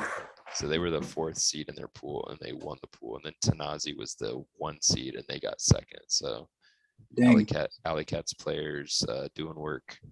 Thriving. You'll love to see it. You do love to see it. Dude, I got to shout out. I mean, I know to your tens of followers, I need to shout out just our guys who travel this year were such big pickups for us. And a lot of them playing for Tanazi because it's like a Tennessee and like Alabama based team, I think. So we've got like 5 players that play Tanazi, and then we've got like seems like half of our roster plays Colonels. So yeah, it's great having those guys who are willing to travel. So like every game's an away game for them, but Yeah. they made a big difference for us this year. So Does Lando travel from all the way from Baton Rouge? He lives in Louisville, so he moved there. Okay. Yeah, so that makes a little more sense. He made it up to most Tuesday. We practice every Tuesday, so it's like a 2-hour drive for them, 2.5 hours, and he made it to like probably 60 or 70% of our Tuesday practices, even though he had to travel 2 hours on a work night. So him and some other, I mean, not just him, there were other guys from Louisville that were doing it too. Dan Cunningham and Xavier, Luke Huffman. One of our coaches is actually the head coach of Colonels. She was coming up a lot too, but they put in a lot of time and made a big impact. I love Lando so much. Yeah. He was great for us because he was like, if anyone on the O-line was missing, which was like literally almost every game we had somebody missing, he was like our fill-in guy. And I kind of felt bad because he never really got to get comfortable because he was always like, he'd fill in on O-line, then he'd be D-line the next game, then he'd fill in on O-line again. He was just going back and forth the whole year, but he did a great job.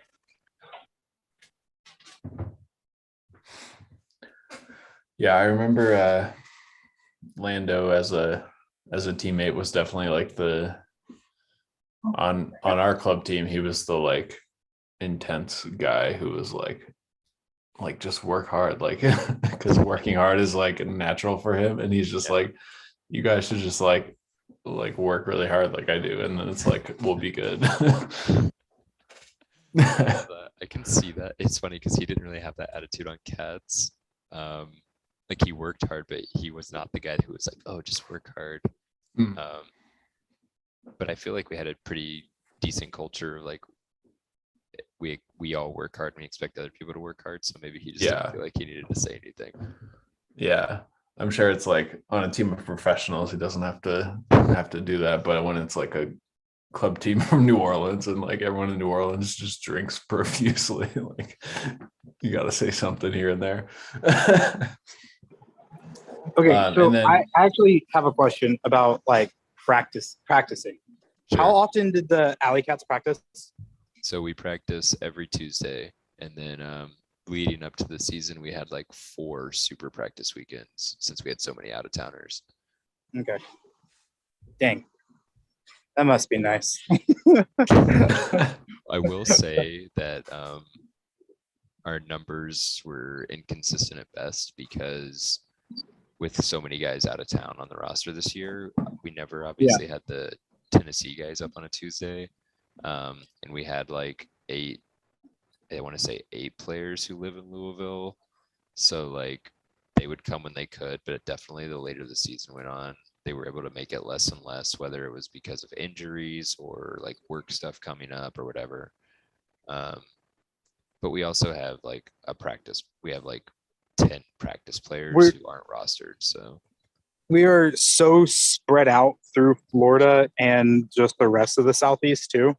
Like because Florida's a pretty decently sized state, and so like there's people in Tampa, there's people in Gainesville up a little farther north, there's people in Orlando, which is only like an hour and a half from Tampa, and then there's people in Miami, which I don't know how far away that is. And then we have a few guys that live in Auburn and Huntsville, and then there's me that's like up in South Carolina. And so like we had a bunch of practices at like preseason, but then we didn't have a practice after that. oh gosh. And I feel like I don't know. I know Atlanta would do practices like the next day after a game. So like they'll have their game on Saturday, and then everybody, even if they're from out of town, if they could, they would stay overnight, and then they'd practice on Sunday, and then everyone would go home. Yeah, we did that in 2012 because we had we had Goose who was in Chicago, Troy Revel who was in Raleigh, and we had a couple guys from Florida. So yeah, we would do the Sunday morning after a Saturday game practices. We've been doing Tuesday practices for like, I think we started Tuesday practices the very first year, and we've just kept doing Tuesday practices ever since then. So it's kind of one of those things where like, if you're going to play cats that you're going to practice on Tuesday nights, like you need to have that night off if possible. And I love going to practice. So like, even if we cancel practice, I'll still go out to the fields because there's usually club teams that are having practice, and I'll just go pick up with them for the day. So I pick anything to get your reps in, basically. Yeah, I get my reps in, go get in shape, like making sure I'm still like running hard and cutting, and I can challenge myself to do different things when I'm with the club teams that are there too, because they're not like, usually the club teams that are practicing at that time are like a lower level, so like I can challenge myself to like work on some different things while I'm there. Makes sense. Yeah, I'm also hypercritical during practices too. Like I remember one of my first practices back last year, I made a huck to one of our players, Corey Hardesty, and he went up and just roofed somebody, but it was like the huck wasn't great. It like hung more than I wanted it to, and I literally couldn't fall asleep that night because I was just thinking about how that huck was like not thrown correctly, and how I should have just not thrown it, or just like not thrown it like a pansy and just thrown it with some like force behind it. And it took me like 2 hours longer to fall asleep that night than I normally take. I was just like beating myself up about it. Seems to be a common theme, Cam. Should try some melatonin. Yeah, I probably should. But you know it what? works. I had my best season of my career this year, so hopefully I can keep improving on that. I guess that's the goal, at least. So no thoughts on retiring? You want to keep it going? Yeah, like it's, life can happen too. So my wife and I are hoping to have a second child at some point, and that's actually why I left right after I joined earlier, because I had like read my son some stories, and then my wife was kind of finishing putting him to bed, and he wanted me to come in and give him a goodnight kiss. So that's why I left. He's so stinking cute, but so he'll be at championship weekend with me, by the way. So maybe I can sneak him on camera. That's awesome. Beautiful. But yeah, so it just kind of depends on the timing of everything. Like if we're due like right at the beginning of the season or like a couple weeks after the season starts, I could throw a wrench in things. So we'll just kind of, it's like I'm definitely not wanting to retire. So I guess I'll say that, but I can't I can't predict the future either. So like I don't want to say like, oh yeah, like I'm gonna be back next year, I'm gonna play all 12 games, and that would be the ideal, is that I would come back next year and play all 12 games. But that's about as far as I'm willing to go on that. Gotcha. Well, if you're out there, would love to tune in and watch you play. But obviously mini with Joe, that still needs to happen, right? We need to make that happen. I have this idea. I really want to. I want to point out that I think you made probably the worst choice you could have made. I don't think so. I do think that the rest of us are better than Joe in many situations. Wow, just calling him out like that. I think Joe might be better than me now, especially as a mini partner. Because Mini's throw that well. He can't throw that well. Yeah. What's up, y'all? What's up, Ryan? What's up? First things first, Sasha just met Jordan Kerr. He had nothing but love for you. Says you're the man. Oh, cute. But holy hell, what a game! Could you guys see me on the feed at all? Yes. In the beginning, yes. I didn't. Bro, there was like 2,100 people there. How are we gonna see you? Well, I was on the field the whole time. Oh, okay. He was there. He was like, he was so like Gotcha. you couldn't make out his face. It was just like a blur of just. Like, No. But he was there. I saw you. Right? Yeah. No, I was on the field the whole time, like literally, like just mingling with the players, just getting hype on breaks, dapping up everyone, talking another cut. I got him to back up a certain thing. I sent you guys a couple post-game interviews, but we'll air those later. I guess maybe they might have not gone through because the internet maybe not be great. But wow, what a game! Holy hell! Fourth quarter was like Salt Lake just fell apart. And Colorado just took advantage of every mistake. Yeah, the first quarter and the fourth quarter kind of reminded me of the same, just because the way like the style happened and how like points happened, and like first quarter Summit came and just capitalized on all those turns, and then fourth quarter Shred just started playing like big boy ball and just couldn't connect. Just playing. Hey, let's hope that Joel Clutton can do literally everything. Yeah, did you guys see second half? They put Joel on offense. Yeah. Mm-hmm. Yeah, switching it up. But it did. Wow, Seth Ferris with the goal, with the break to end, basically just like put the Shred to bed. That was sick. That was hype. But yeah, Jordan was in great spirits. Great. I mean, both teams were. The Summit was so hype. But yeah, I sent you guys a post-game interview. I got one with Nut and Kerr. That's actually really cool to hear that the Summit were really excited, because I could easily see a team of guys that have accomplished a lot at the club level being like, oh, whatever, we just made Final Four. But like knowing that they're really hyped about it is cool. I'm glad that they're really hyped about it. There was hugs all around. Like people were just, it felt emotional. It was just like, yeah, they were definitely excited to say the least. Is there something about playing in front of like a stadium of people that makes you think, well, maybe this actually is important, For sure. Dude, playing in front of a crowd is my favorite part of the entire thing. Like, like I played only 2 games today because I showed up late, for reasons. Anyways, but like it's just not the same as playing, you know, under the lights in front of a massive crowd, and like getting energy from the crowd is just so much different and so much better than anything I've ever played before. 100%. I can't really put it any better. It's a different feeling entirely from like I go to a club tournament now and I'm just like, does this game actually matter? Like and really it kind of feels that way most of the time, unless you're actually in the series. You're just like, none of what we're doing here really matters all that much. Like, sure, maybe depending on the team you're on, maybe you're trying to sneak an extra bid for your region, but like outside of that, it's just like you really can go and lose a game and it's just like nobody gives a crap. It doesn't matter. The way the bid system works is so weird. It's just like, oh, hey, we're playing well, and so our entire region has another chance of sending a team to nationals. Great. Yeah, just because, yeah, it could be somebody who's like just happens to be better on one day, who really doesn't deserve to be at nationals, but it doesn't matter. Yeah. It is what it is.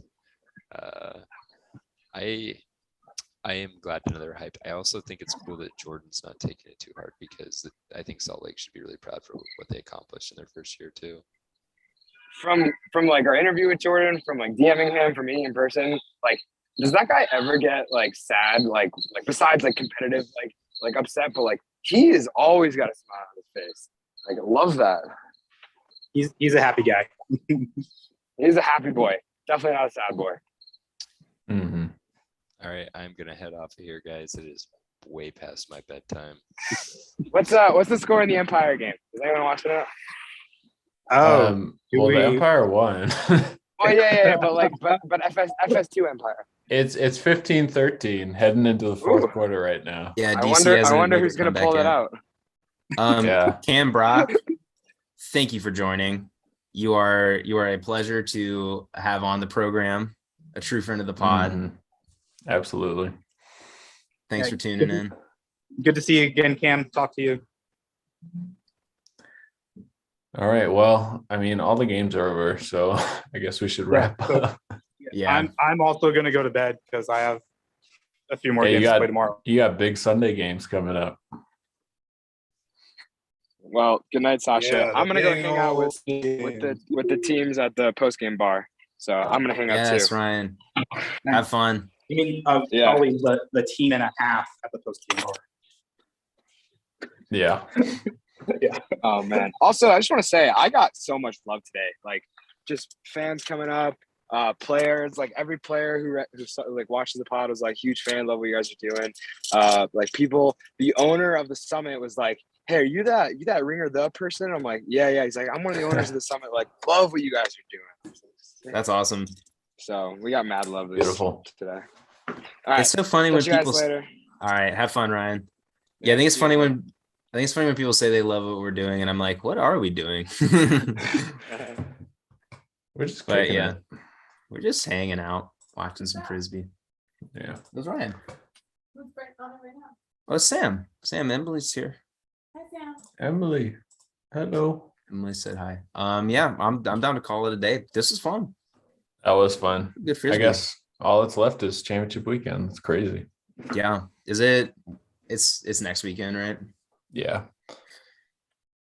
Crazy And stuff. then, yeah, we'll have Charlie on tomorrow, hopefully. And then That's right. Yeah, maybe yeah, I mean, I've been like loosely watching the game, but we should probably ask him about the game. yeah. We should probably watch the fourth quarter because like DC had the comeback and then they pulled it out. So that's probably like all we need to discuss with them. Yeah. Sounded like the best game of the day. Unfortunate that Yeah, of course. possible to watch. But that's AUDL streaming for you. But Mhm. yeah, we got a cool championship weekend shaping up and another game tomorrow as well. So Yeah. that'll be interesting. I think Minnesota could do it. It's tough to say. I think Chicago's maybe a better team, but I think on any given day, Minnesota could like pull it out. It'll be interesting to see. Be a good game. Andrew Roy's got some tricks up his sleeve. See what Oh, yeah. happens. Oh yeah. All right. Cool. Let's sign off. Well, yeah. All right. Goodbye. Thanks for watching. To anyone who did, I'm open. I'm open.